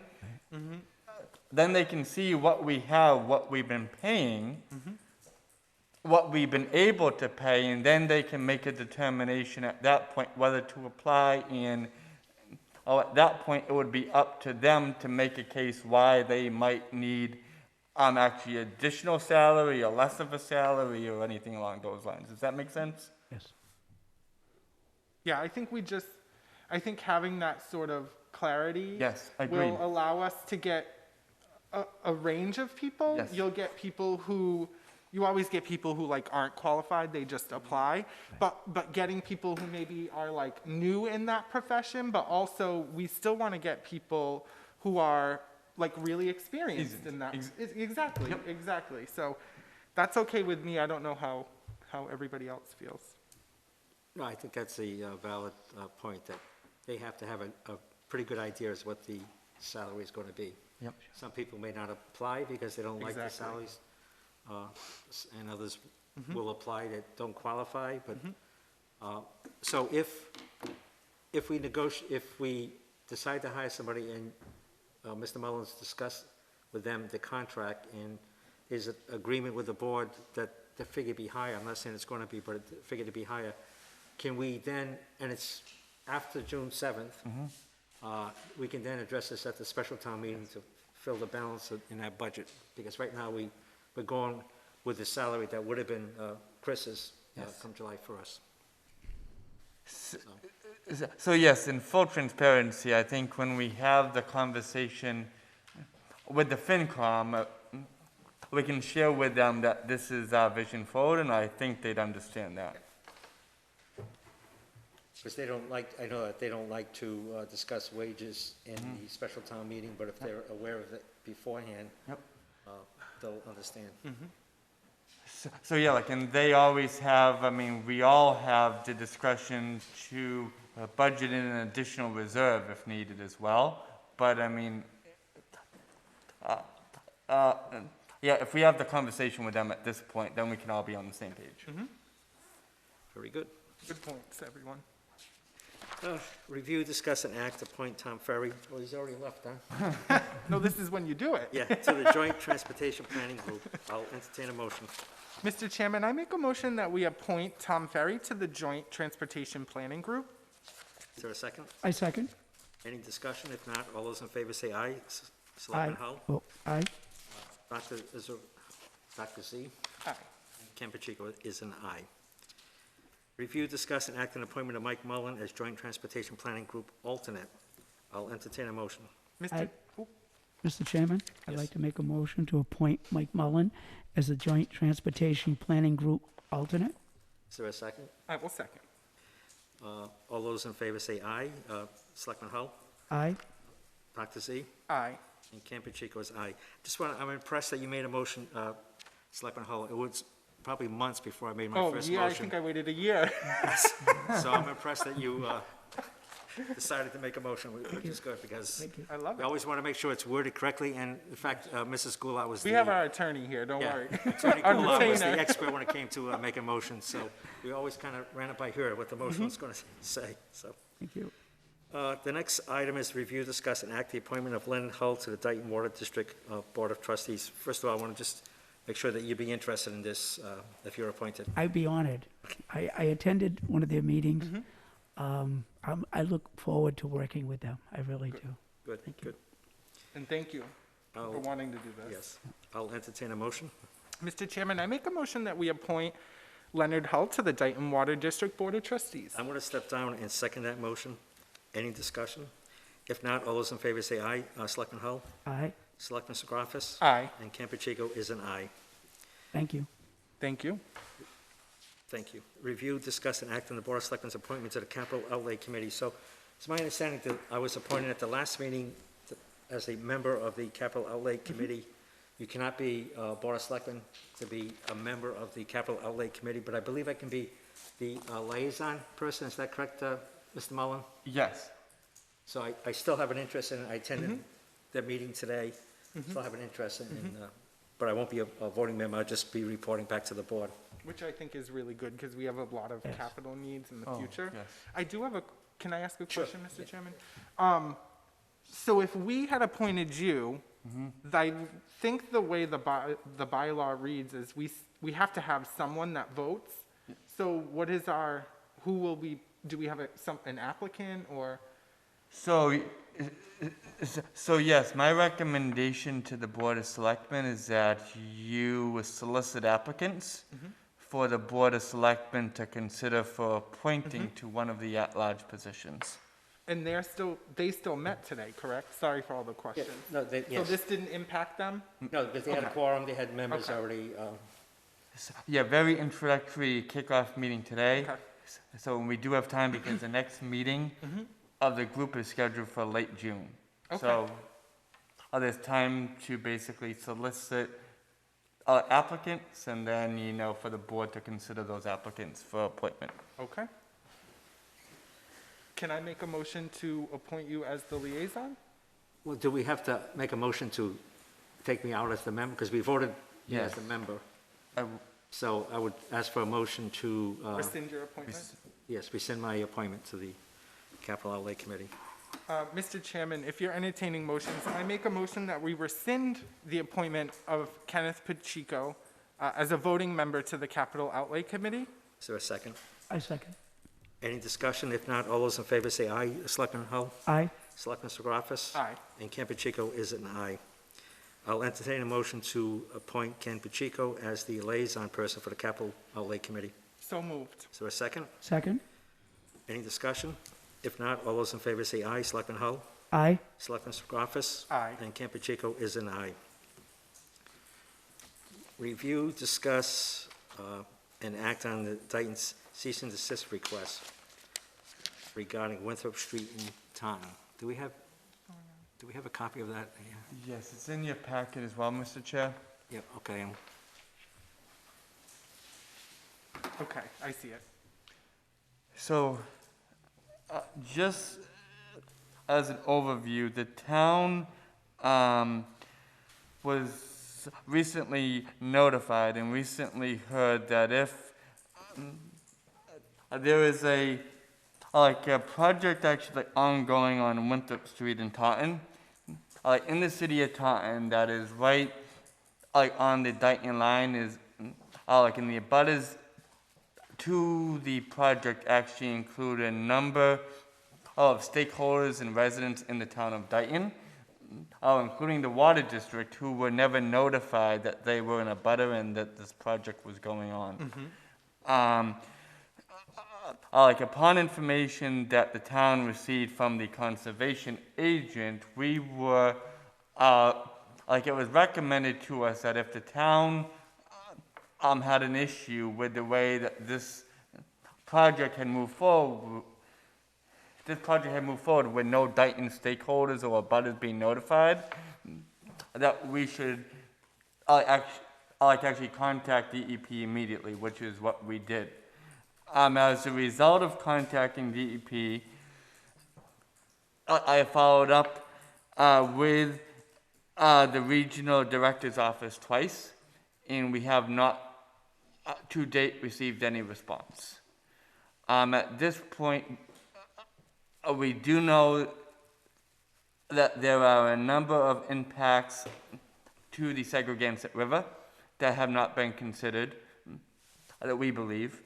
There are potential impacts to our aquifers into the water district that the water district has not been notified or had the ability to consider, and there are residents who haven't had the chance to weigh in either. So at this point, we have not heard from DEP. I did hear from the conservation agent earlier this evening that the project is still going in full swing, the construction portion of it, and nothing is happening as a result of the letter that I sent last Thursday. So the question before the board is, does the board and does the town want to move forward and request additional relief, perhaps in the form of an injunction based on the fact that there are administrative and technical parts of this project that have not been followed in terms of processes. I did have a follow-up conversation with our council this afternoon, and based on the fact that our council also represents the city of Taunton, they can't actually be involved in this matter at all. So there are like 3 firms. One is Attorney Manganiello, who we could reach out to for guidance. There is Attorney Chris Petrini, who the town reached out to before. So Attorney Petrini is, he works out of Framingham, and he's been involved in a case actually with the Board of Selectmen. So, and then we also have a relationship with Mead, Tollerman, and Costa, like in other land use areas. So if the board is so inclined, I'm happy to reach out to explore additional, additional opportunities that we as a town could hopefully achieve relief for our town, for our residents in the water district. But before I did anything further, I just wanted to have a conversation and seek your input. Selectman Hull? In hearing the discussion regarding this matter, have we had any discussion with the Dayton Water District and how they want to proceed? Should we proceed separately or a joint action? So we met. So we met internally with Mr. Clunan last week and recommended that the water district, as in a abutter, also take separate action. Separate action, okay, thank you. You have any questions? I don't. I think that makes sense. They're a separate entity, but I think the fact that we're on the same page with them, I think is the point, so good work on that. So I think we ought to pursue it. Do we pick the attorney, or do we let the town administrator pick an attorney? How does? Your suggestion was Mead, Tallerman, and Costa? It was 3, actually. So yeah, there were 3. So I know Attorney Manganiello. He's a local Taunton attorney who's more familiar, or could be more familiar with the region. We've worked with Attorney Petrini before. And as we also know, the town also has a relationship, another land use issues with Mead, Tallerman, and Costa as well. And where are they located? Excuse me. I think their local headquarters is in Millis, I believe, but I know Attorney Jay Tollerman does work with the planning board. Correct. So an Attorney Kate Federoff has also done work with the planning board and with the town on the marijuana overlay district stuff as well. So, and I do know former Selectman Goulet was involved in the conversation last week as well, from the Stormwater Committee. So, I'm not sure if there's any additional thoughts. Mead, Tallerman, and Costa is the counsel for the planning board. My question is, did you ever speak to gay law offices about who they might recommend, since they can't be involved? Do they have some sort of land use? So their the land use council, who could actually be an idea, is Attorney Mitchell, but she's affiliated with Gay and Gay. But she's also the zoning board. She also does stuff for the. Yes, she is, yes. Yes, but because she has an affiliation with Gay and Gay, there's a conflict there as well. Yep. So like I did speak with Attorney Costa about each of the firms that I just outlined, and he didn't have any problem, not that he has a say in this because he's Yep. recused himself, but Yep. he's familiar with all of them. So I'd be inclined to support Attorney Mead's I was just office. gonna say, yeah, for He's me work- personally. Yeah, she's worked for years for the planning board, and I've been impressed with her work that she's done for them. She did really good. She gave us like some legal opinions for the green community, like different criteria for green communities. I think they're really good. So as I understand, Attorney Mead is no longer with.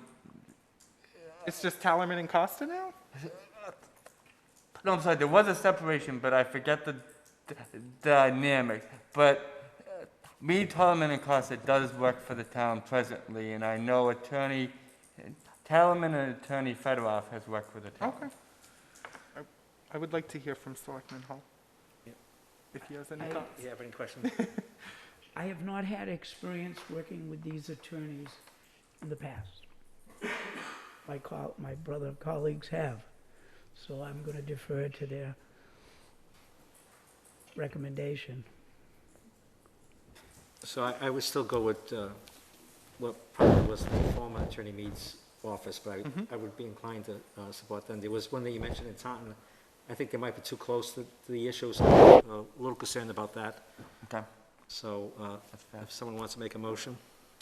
Mr. Chairman, I make a motion that for the issue presented before us regarding the notice of intent and the request for a cease and desist from the Department of Environmental Protection, that we enlist the services for this particular issue of Mead, the law offices of Mead, Tallerman, and Costa, or whatever their name is currently.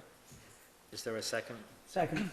So just before we vote on this, we're all in favor of pursuing this. I think it's a very important issue that they've ignored Yes. the residents of Dayton, the water district, so I think it's very important that we pursue this. Any discussion? If not, sorry. So to that point, Mr. Chairman, just for planning purposes, because time is of the essence here with regards to timing, so in the event that the attorney we speak with, or any attorney we speak with, recommends an injunctive relief path, does the board want to authorize up until that path at this point, or would you like to have the attorney actually come back in executive session to discuss that further? I have an opinion. Before anything is done. Sure. Selectman Hull? Mr. Mullen, we've tried to reach out to these people, is that correct? To DEP. Okay.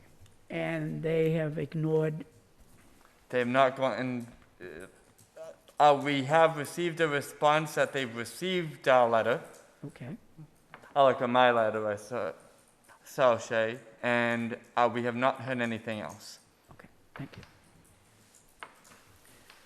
So to answer your question, as far as I feel that if they feel an injunction is necessary, I would like them to pursue it. I'm not sure how the board feels about that, but if they feel that that's the direction we ought to go in, because I think this is a serious violation of the rights of our residents in the Dayton Water District, so should that be part of the motion then, or do you want some? Just for authorization, yes, if that is possible, just so we have that on record, so if anything comes out of it. And then I'll ask for, I think Well, I'm just wondering if we should do this as two separate motions, I was hiring going to the just attorney as suggest that one, the attorney and then. voting on Yep. going forth. So on the motion is to who to hire for the attorney. Any further discussion on that? No. If not, all those in favor say aye. Dr. Sografis? aye. Selectman Hull? Aye. And Campuchico is also an aye. On the second issue of regarding it may be necessary to file an injunction, I'll entertain a motion on that. So moved, Mr. Chairman, if with the necessary. caveat, if. The attorney recommends. Yeah, authorize the town administrator and town council to take any and all appropriate steps. And Dr. Z just I'm gonna so move on Yes, that. So moved. Second. Second. Any discussion on the motion? If not, all those in favor say aye. Selectman Hull? Aye. Dr. Z? Aye. And Campuchico is also an aye. The next item is review, discuss, and act on underground storage permits renewals. The Board of Selectmen received a letter from our Executive Assistant, Karen Brady. By this letter, I respectfully request that the Board of Selectmen review and approve the following FP2 permits for underground storage tanks in the town of Dayton. Did this come up, was somebody make a complaint in the past that we didn't read the name? So Yes. if I read those, we're going to be covered. And it's, just to clarify, it wasn't an actual violation. It's just you go above and beyond if someone doesn't have to read the packet to figure out who's going to be granted a permit.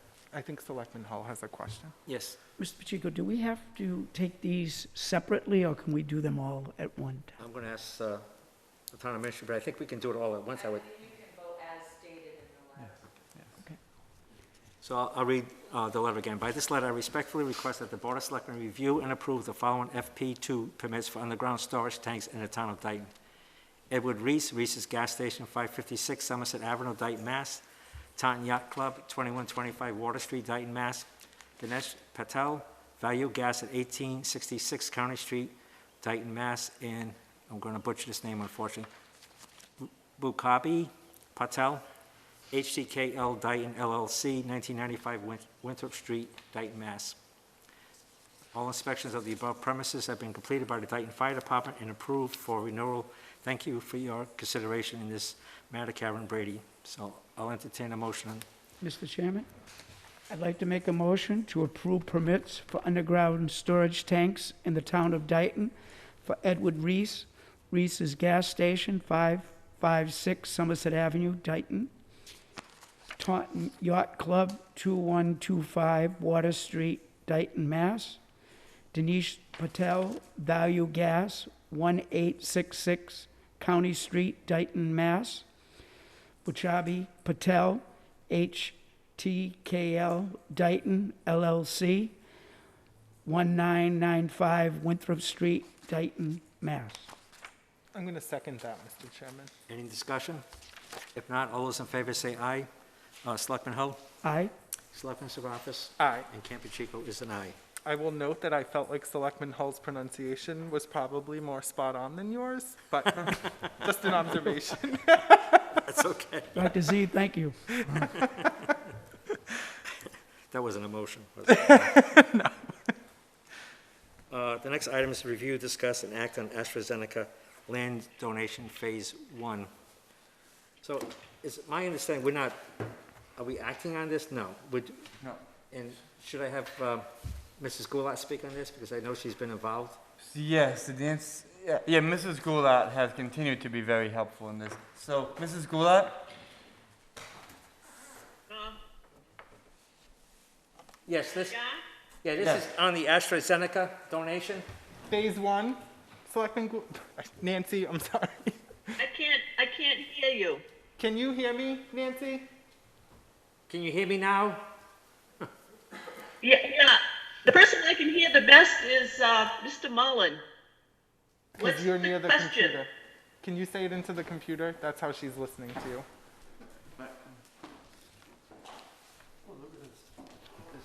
How's that? Is that better, Nancy? Can you hear me, Mrs. Nancy? Goulat? Yes.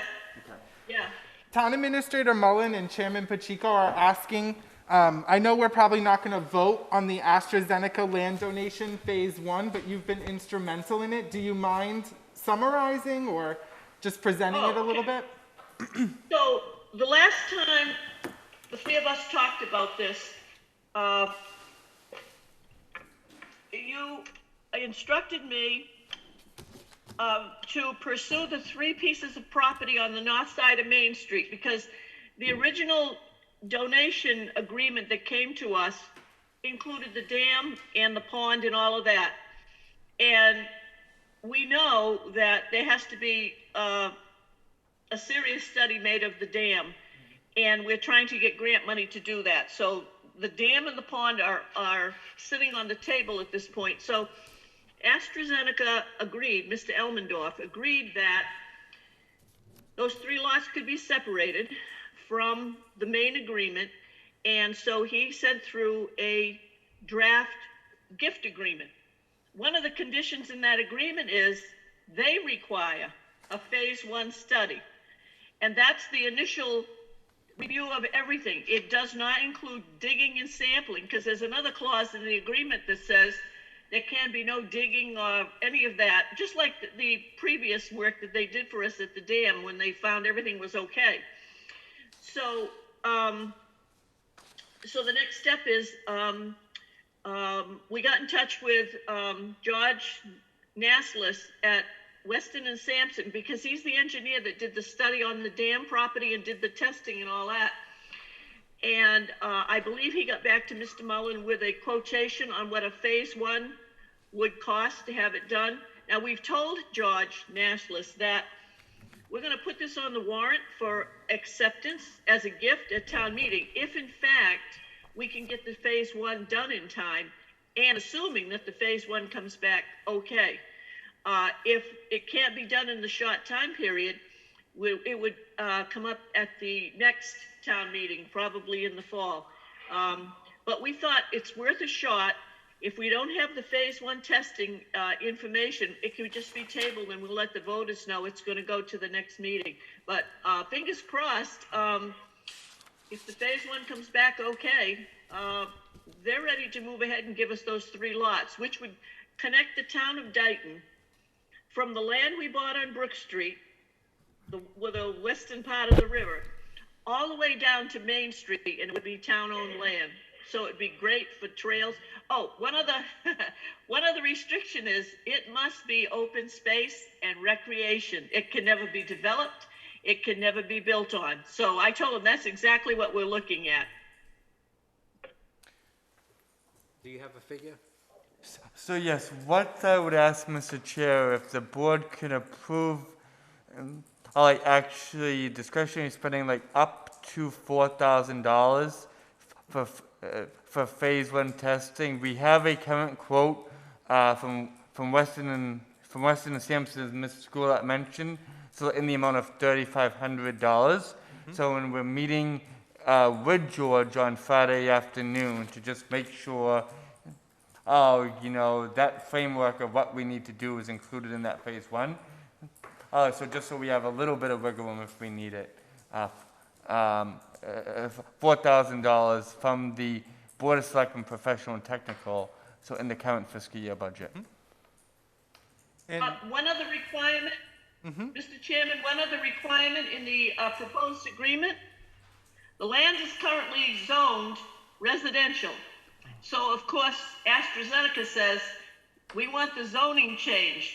And we thought, well, there's another roadblock to getting this to town meeting. But Attorney Costa said that the article on the town meeting warrant could specifically state that it is for recreational and open space use only, and those are the terms of acceptance of the gift.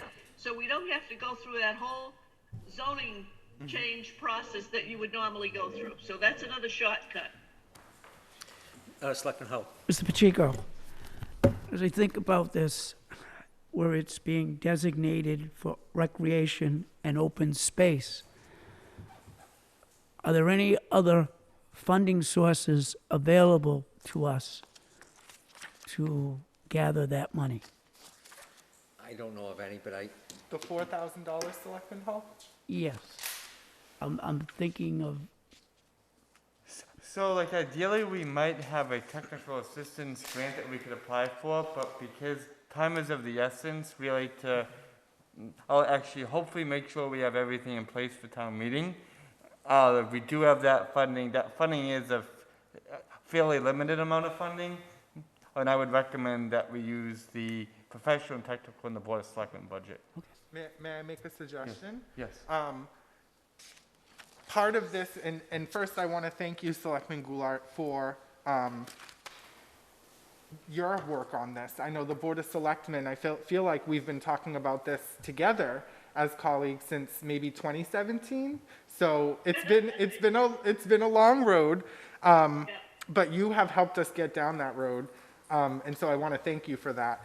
I guess my point to Selectman Hull's point about the $4,000 is, my understanding, and you can correct me if I'm wrong, Selectman Goulart, there were other parcels that they were interested in possibly donating to the town of Dayton. And so if those parcels are considered at a later date, then we can plan to, for those specific parcels, if studies are needed, then we will have time to plan for some sort of... Dr. Z, no, the other parcels are the dam and the pond. That's right, there were 4. They've all been tested, phase 1 and 2, they're fine. What we want, the last discussion I had with you and Mr. Pacheco was that what I talked to Bill Napolitano trying to get a grant for, we would like an engineering study of the dam done that would tell us exactly what needs to be done to raise it to the next level. It's rated fair, so we would like to get it to whatever the next level is. What has to be done? How much is it going to cost? Is AstraZeneca, and by the way, Charles has not said no. How much money is AstraZeneca willing to put in the pot to handle the repairs or whatever? And an estimate from an engineering firm on what it will cost to maintain that property if and when the town of Dayton accepts it, once repairs and everything else are brought up to speed. So we don't have to do any more testing there, but we're now trying to get grant money to get the study done because we figure that's going to be expensive. So that's why you and Mr. Pacheco said, let's separate the 3 lots. And let's see if we can get those. So that's what we're trying to do tonight. Selectman Goulart, regarding the, I'm sorry, it's such a habit after 5 years. Nancy, after, Madam Assessor, after, when so Town Administrator Mullen, I'm trying to tie 2 points here. I don't think we're eligible under One Stop for any funding sources for that study you're talking about. However, do we know of any outside of that program that we may be eligible for? Is there any glimmer of hope for the feasibility study? Are you talking about the dam project? Yeah. What Mr. Napolitano said, because we included that in that 3-town thing I've been working on with Somerset and Swansea, and he felt that had a better chance because there is funding for hazard mitigation, and that's how we submitted it, was hazard mitigation. We didn't submit it as we'd like to have it tested because we want to get this gift. We said that we considered it a hazard, and we ranked it in the top 5 that we had. So that's the route we're working on with Serpent. I also wanted to just say very briefly, if it's... Is this related to the actual issue that we're talking about? Yes. Not the dam? Yes, absolutely. I did just want to ask Town Administrator Mullen, if we approve the $4,000 from the professional and technical, do we know estimates how much would be left in that account? I know we're towards the end of the fiscal year, but I did just want to ask that question as well. Yeah, no, roughly speaking, after the $2,500 as well that was approved earlier this evening, I want to say in the $7,000 range would be left over remaining. Oh, okay. Thank you. You have any more questions? No, I don't. Thank you. I'll entertain a motion. Mr. Chairman, I make a motion that we approve the spending of up to $4,000 for Phase 1 testing from the Board of Selectmen's professional and technical account as outlined in the documents in our packet. Is there a second? I second. Any discussion? Is that motion sufficient? Yes. Okay. All those in favor say aye. Selectman Hull? Aye. Selectman Zagrafis? Aye. And Campuchico is an aye. Next item is review, discuss, and act on Serpent annual assessment. It's my understanding that the assessment for the town will be $1,394.52. Is that correct? Is that the... So yes, it is, Mr. Chairman. And honestly, I would recommend a no action because we're planning on funding that through the fiscal year 22 operating budget anyways. Okay. So We can do no action. We can, yes.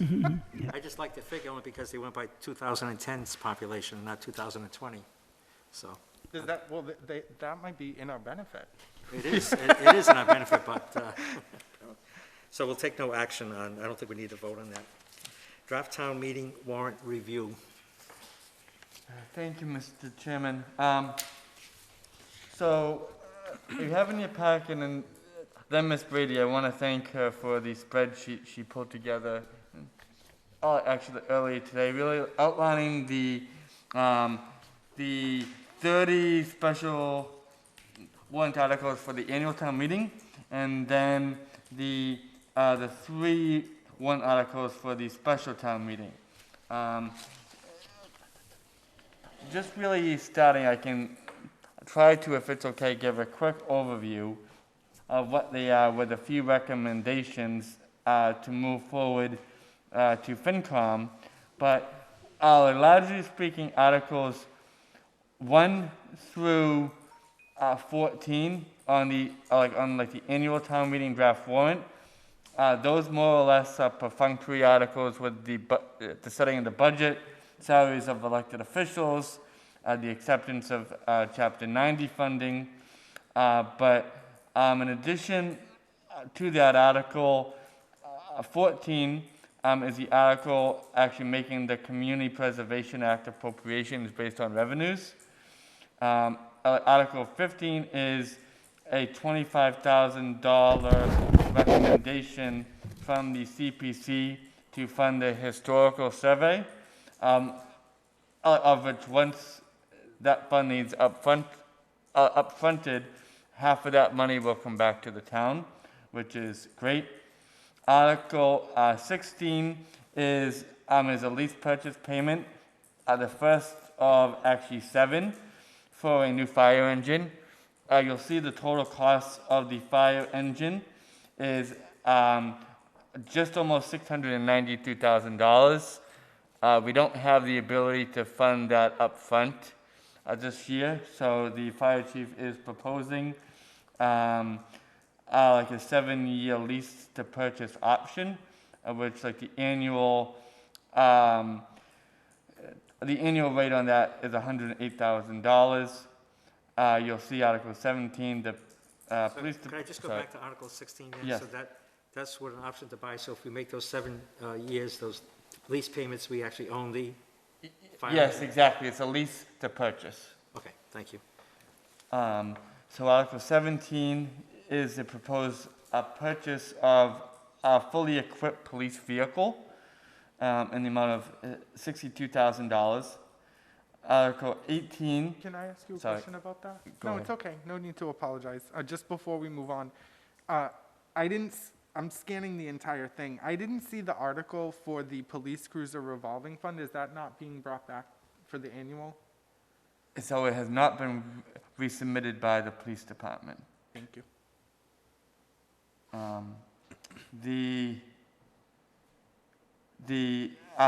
So Article 17 would fully fund a fully equipped police vehicle. Article 18 proposed by the highway department, it proposes $100,000 for a new forestry truck.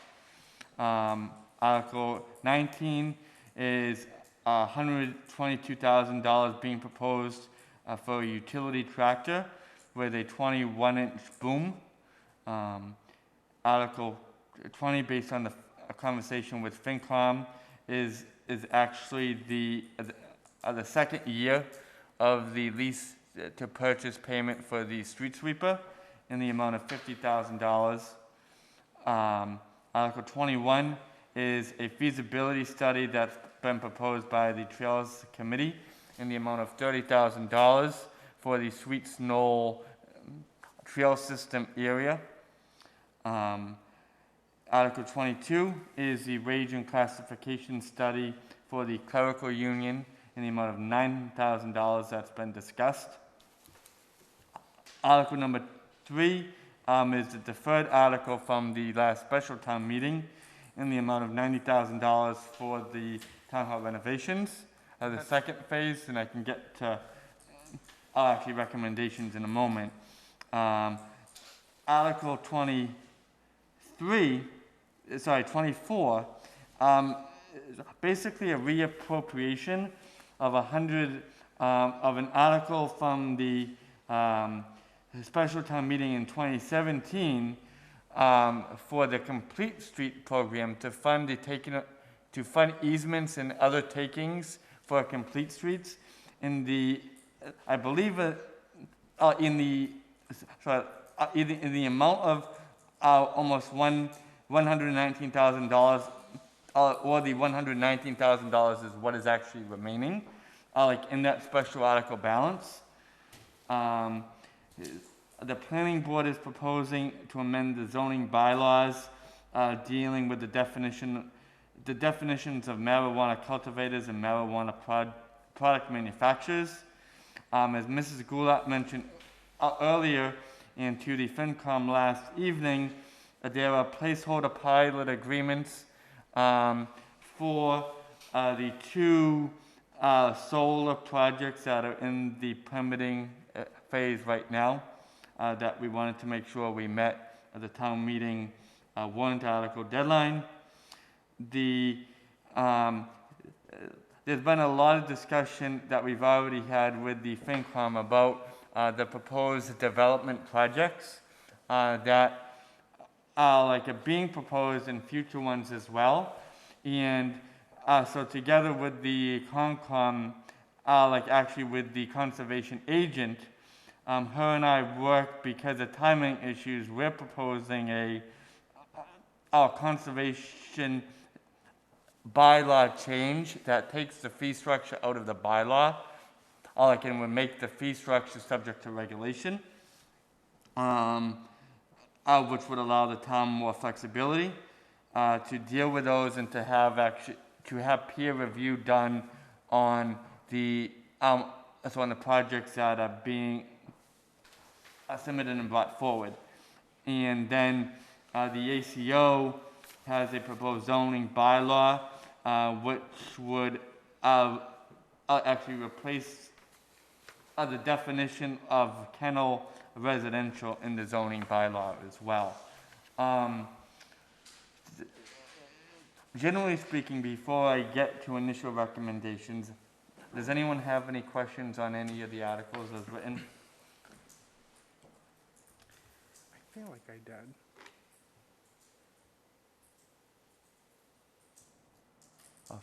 What is is there a landmark or something that someone can give me regarding Article 24? What is that parcel? Article 24 is not it's not a landmark. As I understand it, when the town started going for complete streets funding, so we as the town needed to be prepared so with our local share of funding, to basically for funding to take any easements, to compensate any residents, any other parties, and, for any infringements or infringements on properties, and $118,000 was either appropriated or left over from that purpose. At this point, we have almost actually completed our complete streets funding. We have actually about $33,000 left, in actually allowable project costs that Mr. Ferry and I have discussed, and we have been able to make it as a town through the first, I want to say, 4 or 5 complete streets priorities using that funding. So I really want to thank Mr. Ferry for that. So this basically would reappropriate the remaining complete streets funding to fund, as proposed, the priorities that were submitted as part of the shared streets grant. So my literal question is, do we have a map of the lots? I just want to see where they are. And I know, I'm just sorry. You're I don't know, I don't have it. Does someone have a map? I just want to see where these lots are. Not tonight, just. Okay, there is a map, okay. Thank you. So has this money been appropriated already then? Because it says reappropriate, so. Yeah, so it was appropriated in 2017 for the purpose of complete streets. So what actually is being proposed is a change in purpose for that funding.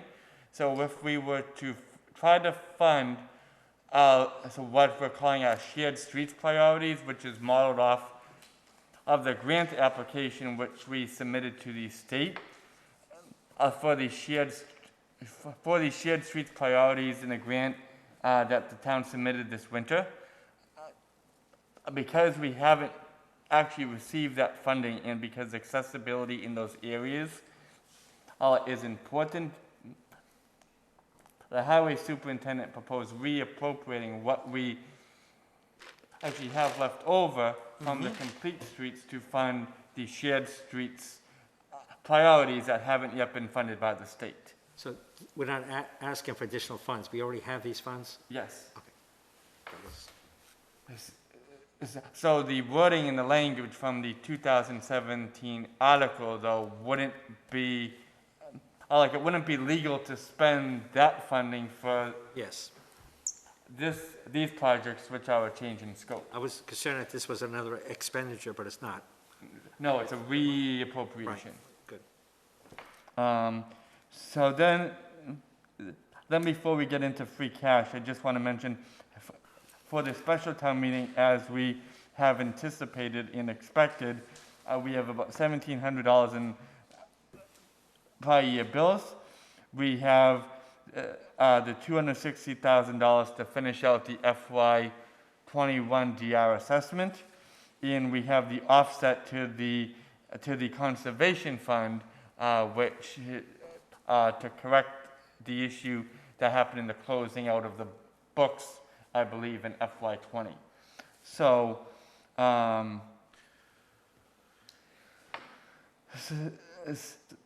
so with that, Mr. Chairman, we do, it's my recommendation that we need to fund all the special town meeting articles in full. That comes up to, out of the $900,000 in free cash available, that takes out the cost of special town meeting articles of $322,358.72. So that affects our ability to fund capital with free cash anyways in the annual town meeting.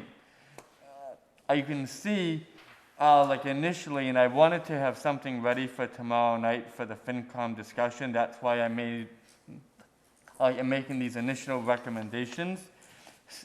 But what I'm recommending is based on the fact that I believe last year we funded 2 new fully equipped police vehicles, that we defer Article 17 for an additional new police vehicle at this time, at least until special town meeting.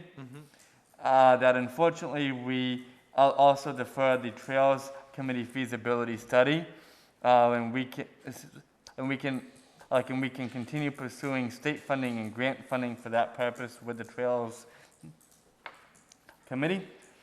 That we also defer Article 23 for town hall renovations. I know the building commissioner is interested in finishing up, and fully utilizing all the $65,000 in funding that's already been appropriated, and then at the end of the summer really assessing the work forward, and on the lower level of town hall, and also any additional funding that's needed for the bathrooms on the first floor at that point.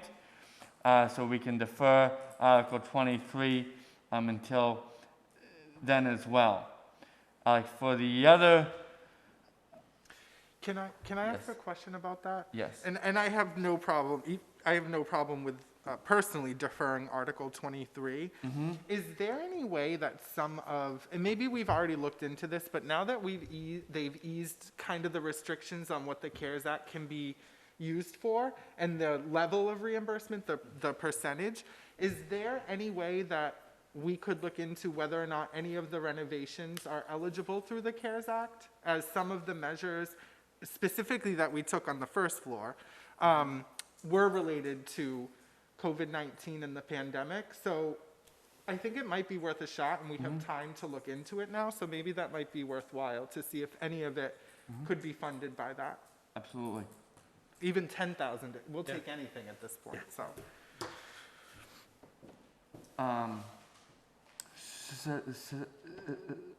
So then, to be clear, like at this point, I am recommending, at least initially, the funding of the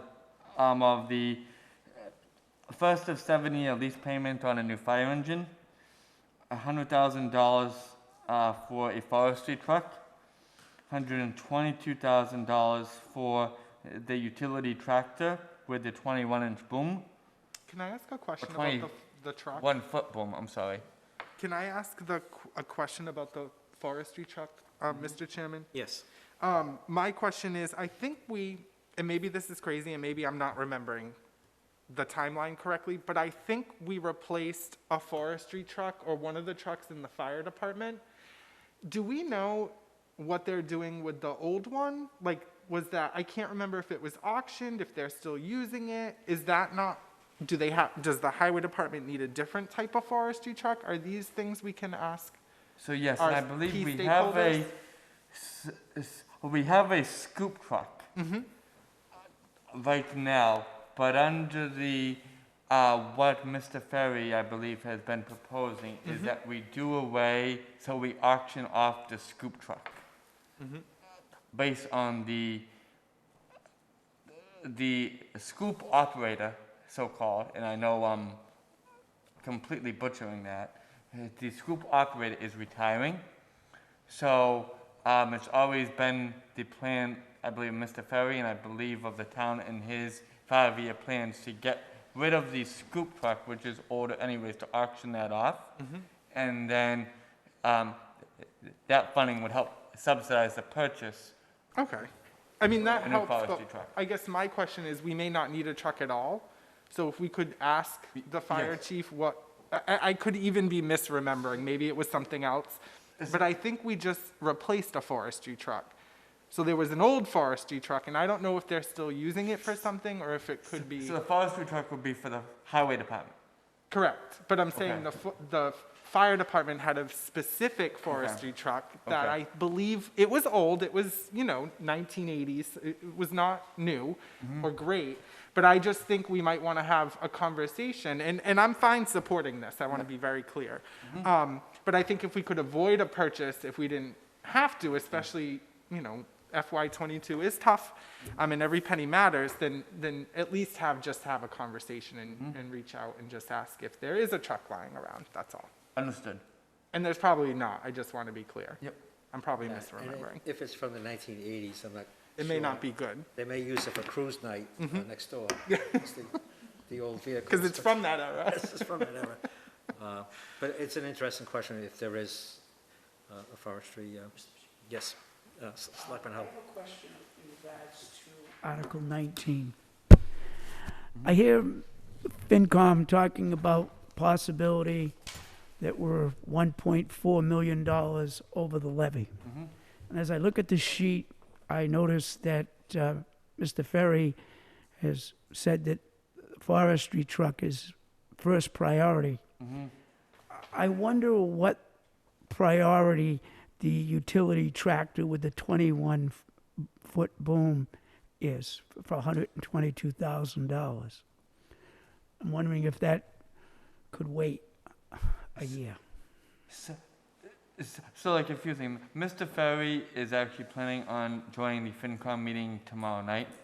So when I think so at that point so I know he will be further able to outline what the needs are with the boom. I know the boom that he he recently purchased actually another boom. Right. But the problem with booms is based on the work that booms do. They are eating up and chopping up, crazy brush and debris on a regular basis. So he currently has 2 booms. One boom is not operational, I believe. So he actually has 1 boom with no spare, and based on the fact that he doesn't have a backup and he really needs 2, I believe that is the genesis of the request. And also the tractor, I believe he has like an old and very outdated tractor that he is hoping to auction off as well. That's essentially not like in any way modern and barely operational, but he would be able to speak to those specific issues, I think, better tomorrow night. To the point like about finances, and this is really like first in my mind, for the funding source of what we're proposing to fund, like at this point, with the exception of the reappropriation article, and also with the exception of the $25,000 CPC article, the articles that I'm recommending funding right now with the special town meeting, the funding source would come from free cash. And right now we have $900,612 available. And so like if we were to fund these recommendations out of free cash right now, that would cost $712,463.51. I know it's a priority of the town, and I believe and agree with the priority. I like to always hold back free cash, just in the event of any type of emergency, contingency. So I have a question about that, though. Yes. So for articles, to Selectman Holt's point, obviously the forestry truck is important. Yes. And probably the utility tractor is important too, and Mr. Ferry would only put it on here if he needed it, has been my experience with him. My point, I guess my question, and please tell me if it's not possible and we can end the discussion now. Instead of having it be we're going to purchase one and not purchase the other, like defer one, first of all, it's not very clear from Article 19 if it's an outright purchase. It just says to be expended, unlike Article 18, which clearly says to purchase. So I think that probably needs to be corrected. Yep. Why can't we lease to purchase both? Like, is it not possible, or at least lease to purchase one? If we did a lease to purchase on both, we would be bringing down drastically by a lot the total expenditures that are here on the unapproved, we'll call it, warrant. How does everybody feel about that? Is Great that idea. even something possible? I think It's just that when you lease the purchase, it costs more money. It does, but I think, so I don't think we should always bet that the future fiscal years will be as tough as the next one. So I think I'm comfortable as just one person rolling the dice and saying I think we'll probably recover, and the recovery will start after FY22. So at least right now, when times are extra hard, we're delaying the hit, but still getting the department the tools they need to complete whatever jobs they need to complete. So that's my suggestion. I don't know if it's even possible. I'd be interested in hearing from Mr. Ferry tomorrow night as to what he thinks can be delayed, or at least an option of. Mr. Mullin? So yeah, no, and these points are very well taken. The other option that we have, and it's probably not as popular, but it could be viewed as practical, based on the fact that we have we've continually been applying, actually to the state for the $118,000 in shared streets funding. So we actually heard, I think Monday, that the state is opening up another grant round for actually every city in town, but because we've applied before, We have a really good plan that's been outlined and submitted by Dr. Z and Mr. Gale and Mr. Ferry. That's a very, very compelling plan. And I know, one of the options we also have based on that, if we reappropriate the special town meeting article, that $118,000 that hasn't been spent, not to shared streets because we're applying for grant funding with it, but just really to offset those other costs, like the new tractor, for example, then we would only be using just under $600,000 of the $900,000 of free cash that's available. The other question, and I want to follow up with the town accountant on, is do we have like any other special town meeting articles from prior years that have unexpended funds that we know are not going to be used for the project or by those departments at this time? And that will turn into available funding as well. My question regarding, if I may, Mr. Chairman? Yes. My question regarding, and I'm trying to keep it relevant here, to Article 24, to shared streets is, I know that, and we have talked extensively, and I know it's been a goal to have sidewalks all the way down Main Street, from William Street down to County Street. That's a really admirable goal. My question is, up near that part where the road meets William Street is probably some of the worst on Main Street.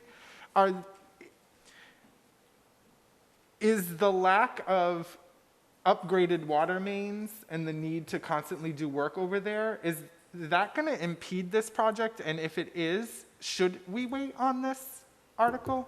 I guess that's my question, open-ended. So on Article 24, and you need to forgive me, that project, was that submitted in the shared streets Correct. grant application? Okay. No, so. Oh, sorry. To my colleagues, I'm sorry, that's a really good point, thank you. The one that we submitted that we didn't receive was a general ADA upgrades around town. There were parts in North Dayton, near Lincoln Village, that were gonna have upgrades, all the way down to the Main Street area, sort of what we would consider to be the southern part of Dayton. This article, I believe, is not relative to that. This article is specifically relative to doing something on Main Street. Sidewalks on Main Street is my interpretation from this Article 24. I don't think that's related to the one we did with Mr. Gale. I could be wrong. So I'm sorry. So what Article 24, is currently intended, that would fund what was submitted, actually through you, Dr. Z, Mr. Ferry, and Mr. Gill, through the shared streets grant application, because we have not received funding for that through the state at this point. Why is Article 24 in my agenda? Maybe I am incorrect. It's talking about accepting a gift of real estate. It's because we moved one Oh. Oh, I've been looking at the wrong thing the whole time. Late breaking news. Okay, thank you. Well, that helps, actually. Sorry for the confusion. So where is the new? Yeah, where is that new shared streets article, I guess is my question? Sorry, no. No, that's the rezoning. This is why I kept asking the questions Yeah, about no, I get the it. lots. Sorry, I was working off It's the okay. spreadsheet. No, this happens when we make changes all the time. Sorry, everyone. Nope. Article 26, that, No, that's more like changing to allow different. okay, so this is changed. This is changed? Yes. Yes, The one- and I don't even see the 118 in here at all. So I apologize. There's been so many iterations of this so far. Okay, thank you, Karen. It's in the special Oh, meeting okay. town warrant, not this one.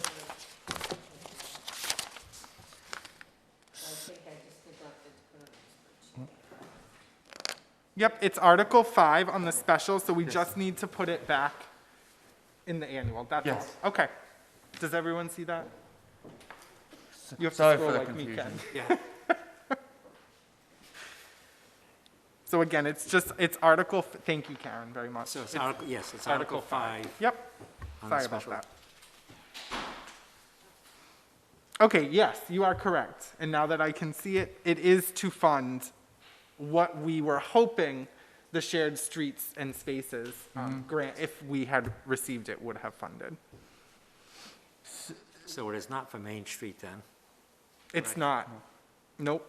It's for, there may be some work on it. I can't recall. There's like crosswalk work, I think. Like curb ramp installations and things like that. But it is not to purchase gifts or anything to do with the Main Street sidewalk project. And again, the question is, do we want to repurpose funding in that article for the shared streets, or do we want to keep going after the state funding? Like, and repurpose the funding from that special town meeting 2017 article to offset these other costs we have here? The only thing I want to mention to my colleagues is that grant, that was the second reiteration of those projects. We rewrote what Town Administrator Aaronstein and Mr. Gale and Mr. Ferry had done, but it was basically the same projects, the same cost. We just made it a little bit, I don't know, like, we elaborated a little bit on the projects. But it is the second time that it was rejected, so I just, before we vote, and I don't know how I'm gonna vote, I just want us to keep in mind that it might just be the projects aren't favorable for that grant, and it may never get funded, so I don't know. But it was the second time, and we did a really thorough job on the last submission, so.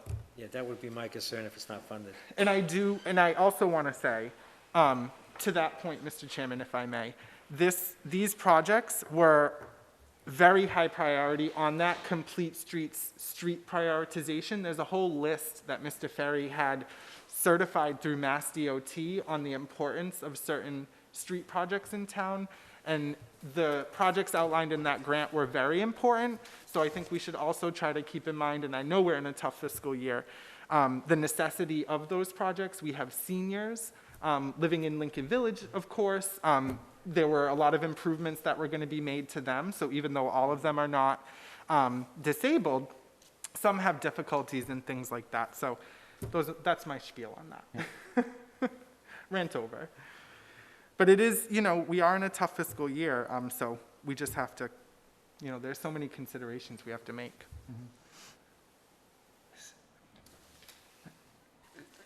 So, and to cap it off, I guess, like, as of right now, funding what is currently proposed would spend $712,000 of $900,000 in free cash.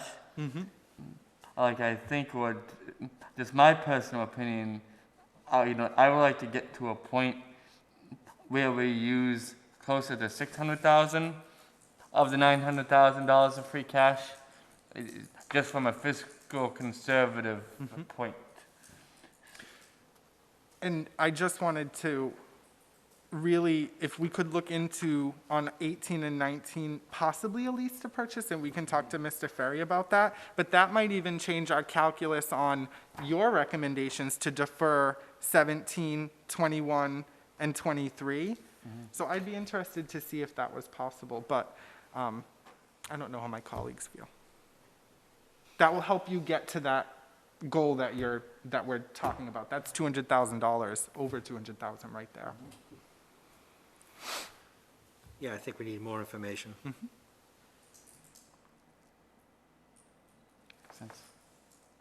So did you want us to vote on these tonight, or are we waiting for FinCom tomorrow night? And We usually wait for FinCom, don't we? and then address this at the May 12th? Is that too late, though? Because don't we mail the warrant? So I'm new to this process, but at this point it would be helpful to know, just from my opinion, like if there are any warrant articles that have been proposed, number one, that the board does not want to consider whatsoever. Okay. Is that one question? Yeah, that is question number one.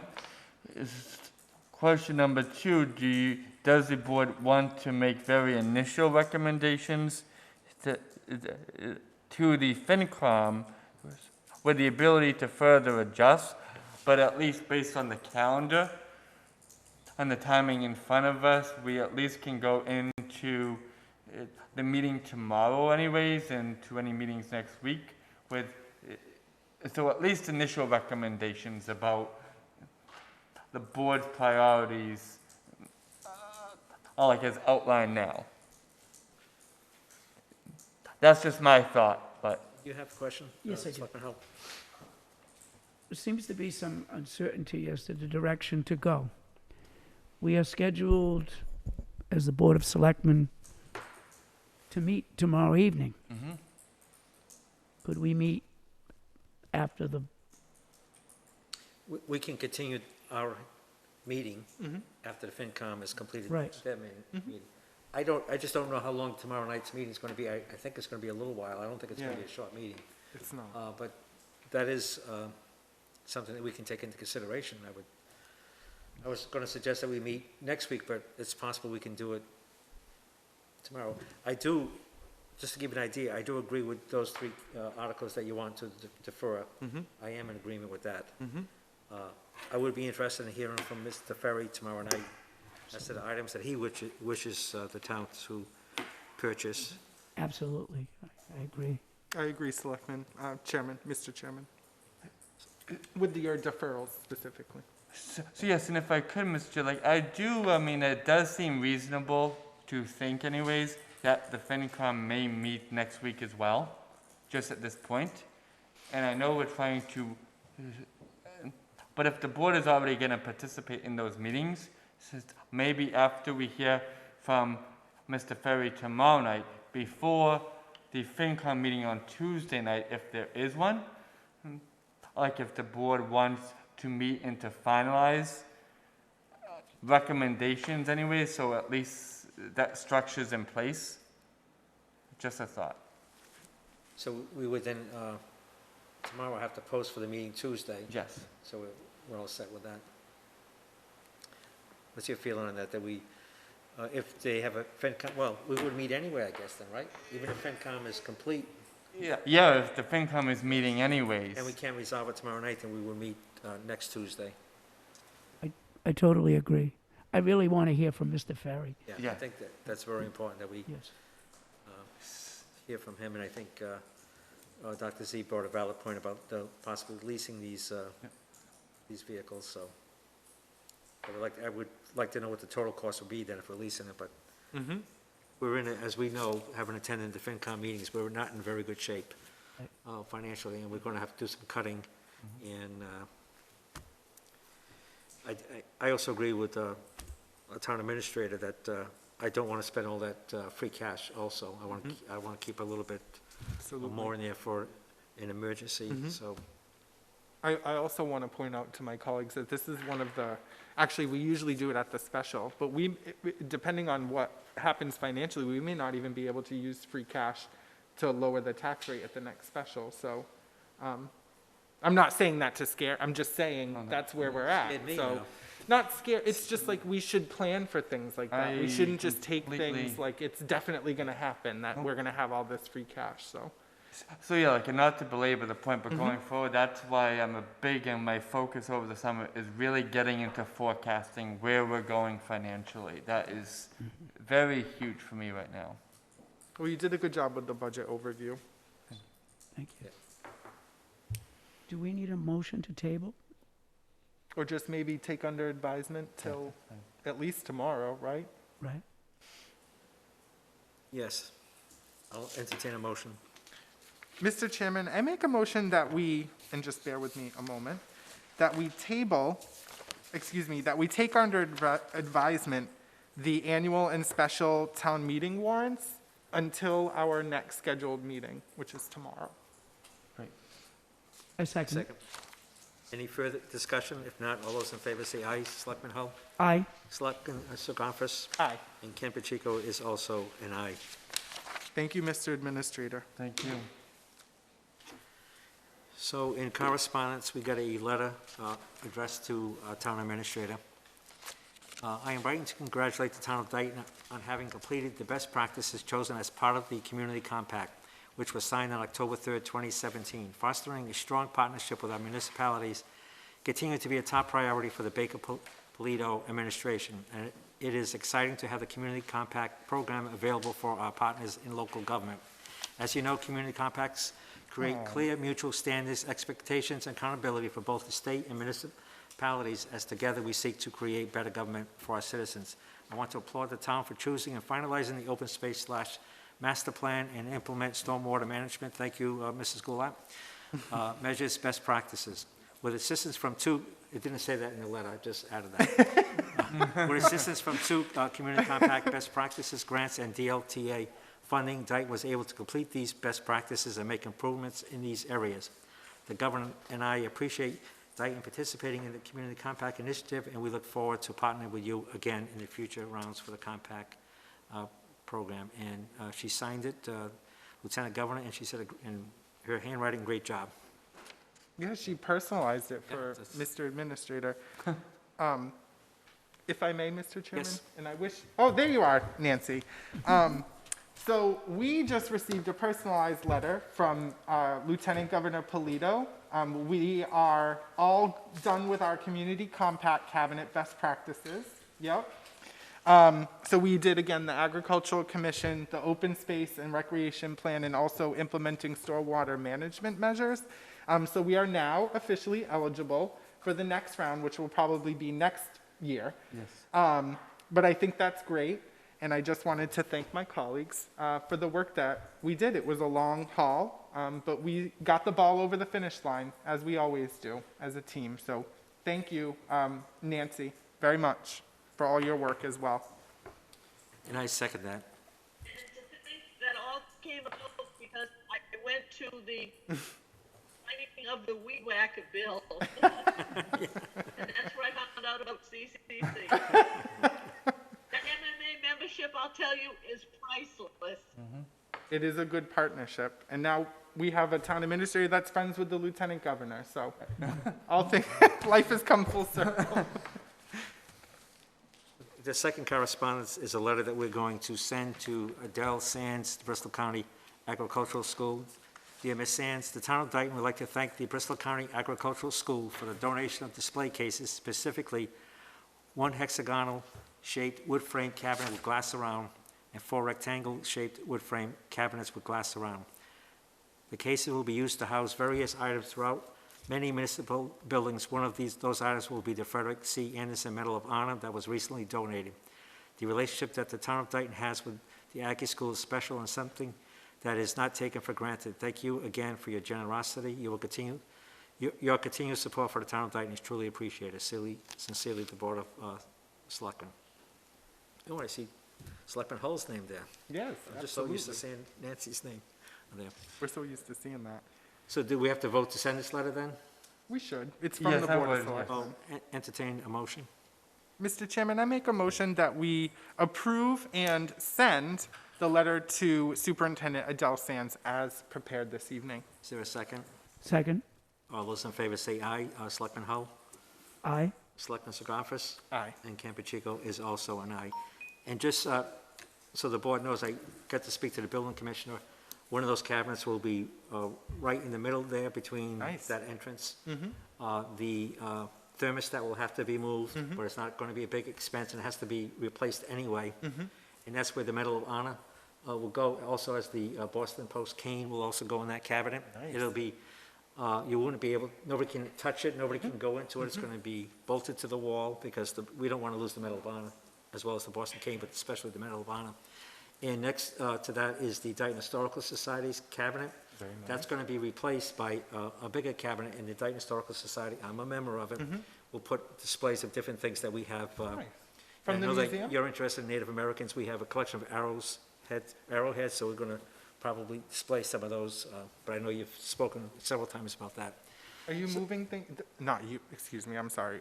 Are they, is the Historical Society going to move certain things out of the Winslow Davis Museum and select They're going to certain be things? bringing stuff in, and there'll be a key for that. It'll be locked, obviously, but there'll be, as we have right now, we just got, nobody's been here in a while, and that display has not been changed for a while, but we have people in our society that go through our items and decide what they want to display. So it's a great opportunity for the society, selfishly, but I think it's also good for the townspeople when they come in here and see some of the historic items that relate to the town of Dayton, so. Good I'm looking work. forward, and these other, as you can see, these other cabinets that are going to be displayed in other places. So I thank Mr. Aguirre for being very thoughtful Absolutely. about this. And I think Mrs. Goulart did some work on this. She did. Too, that she was able to get these items for us, because these are coming from the museum at Bristol Aggie. Thank you, Nancy. Thank you. We got the thumbs up. We haven't voted on this yet, I don't think. Have we we voted did. on this? Or? Yeah. Oh, it's I think you just did, We correct? just did. Oh, Oh, I was wrong. See, that's why I'm not the chair. Occasionally, I hope we got to keep this tape. Actually, is it a tape? I don't know. All those in favor say aye. Dr. Z? Aye. Selectman Hull? Aye. And Ken Pacheco is also an aye. There are no acknowledgements.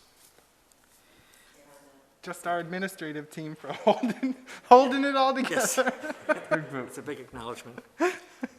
Minutes, I'll ask for a motion to accept for review the Board of Selectmen's minutes dated December 2nd, 2020, and also March 24th, 2021. So moved. Is there a second? I second. All those in favor say aye. Dr. Sagafis? Aye. Selectman Hull? I'm going to vote present. I was not a part of that. Okay. And I haven't reviewed them, so. Yeah, I'm this going is to vote just the present. review. We're not approving these minutes, but it's for review. But I understand that you weren't a member of the Select Board, Okay. the Board of Selectmen at that time. So you seconded it. Well, did we already, we get the motion, the second already? Yeah, you Yes. just didn't vote. Okay. That's all. Ken Pacheco, aye, and you voted present. Vote to release executive session minutes for the following dates. These are all 2017, March 29th to March 29th.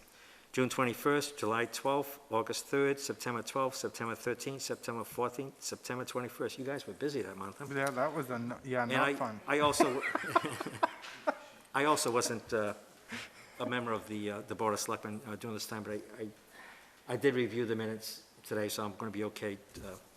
So, someone make a motion to, I will make the motion that we vote to release the executive session minutes for the following dates, as Chairman Pacheco mentioned, and it is listed on the agenda. is there a second? I second it. All those in favor say aye. Dr. Sagrafis? Aye. Selectman Hull? Aye. And Campuchico also is an aye.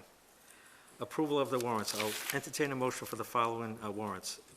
Dated April 21st, 2021, 43A-21, $103,686.16, and 43B-21, $52,833.21. So moved. Second. Any discussion? If not, all those in favor say aye. Dr. Sagrafis? Aye. Selectman Hull? Aye. And Campuchico is also an aye. 420, these second warrants are warrants dated April 28, 2021. I'll ask for a motion. 44A-21, $102,512.12. 44B-21, $24,789.74. 44C-21, $58,591.85. And 44D-21, $22,425.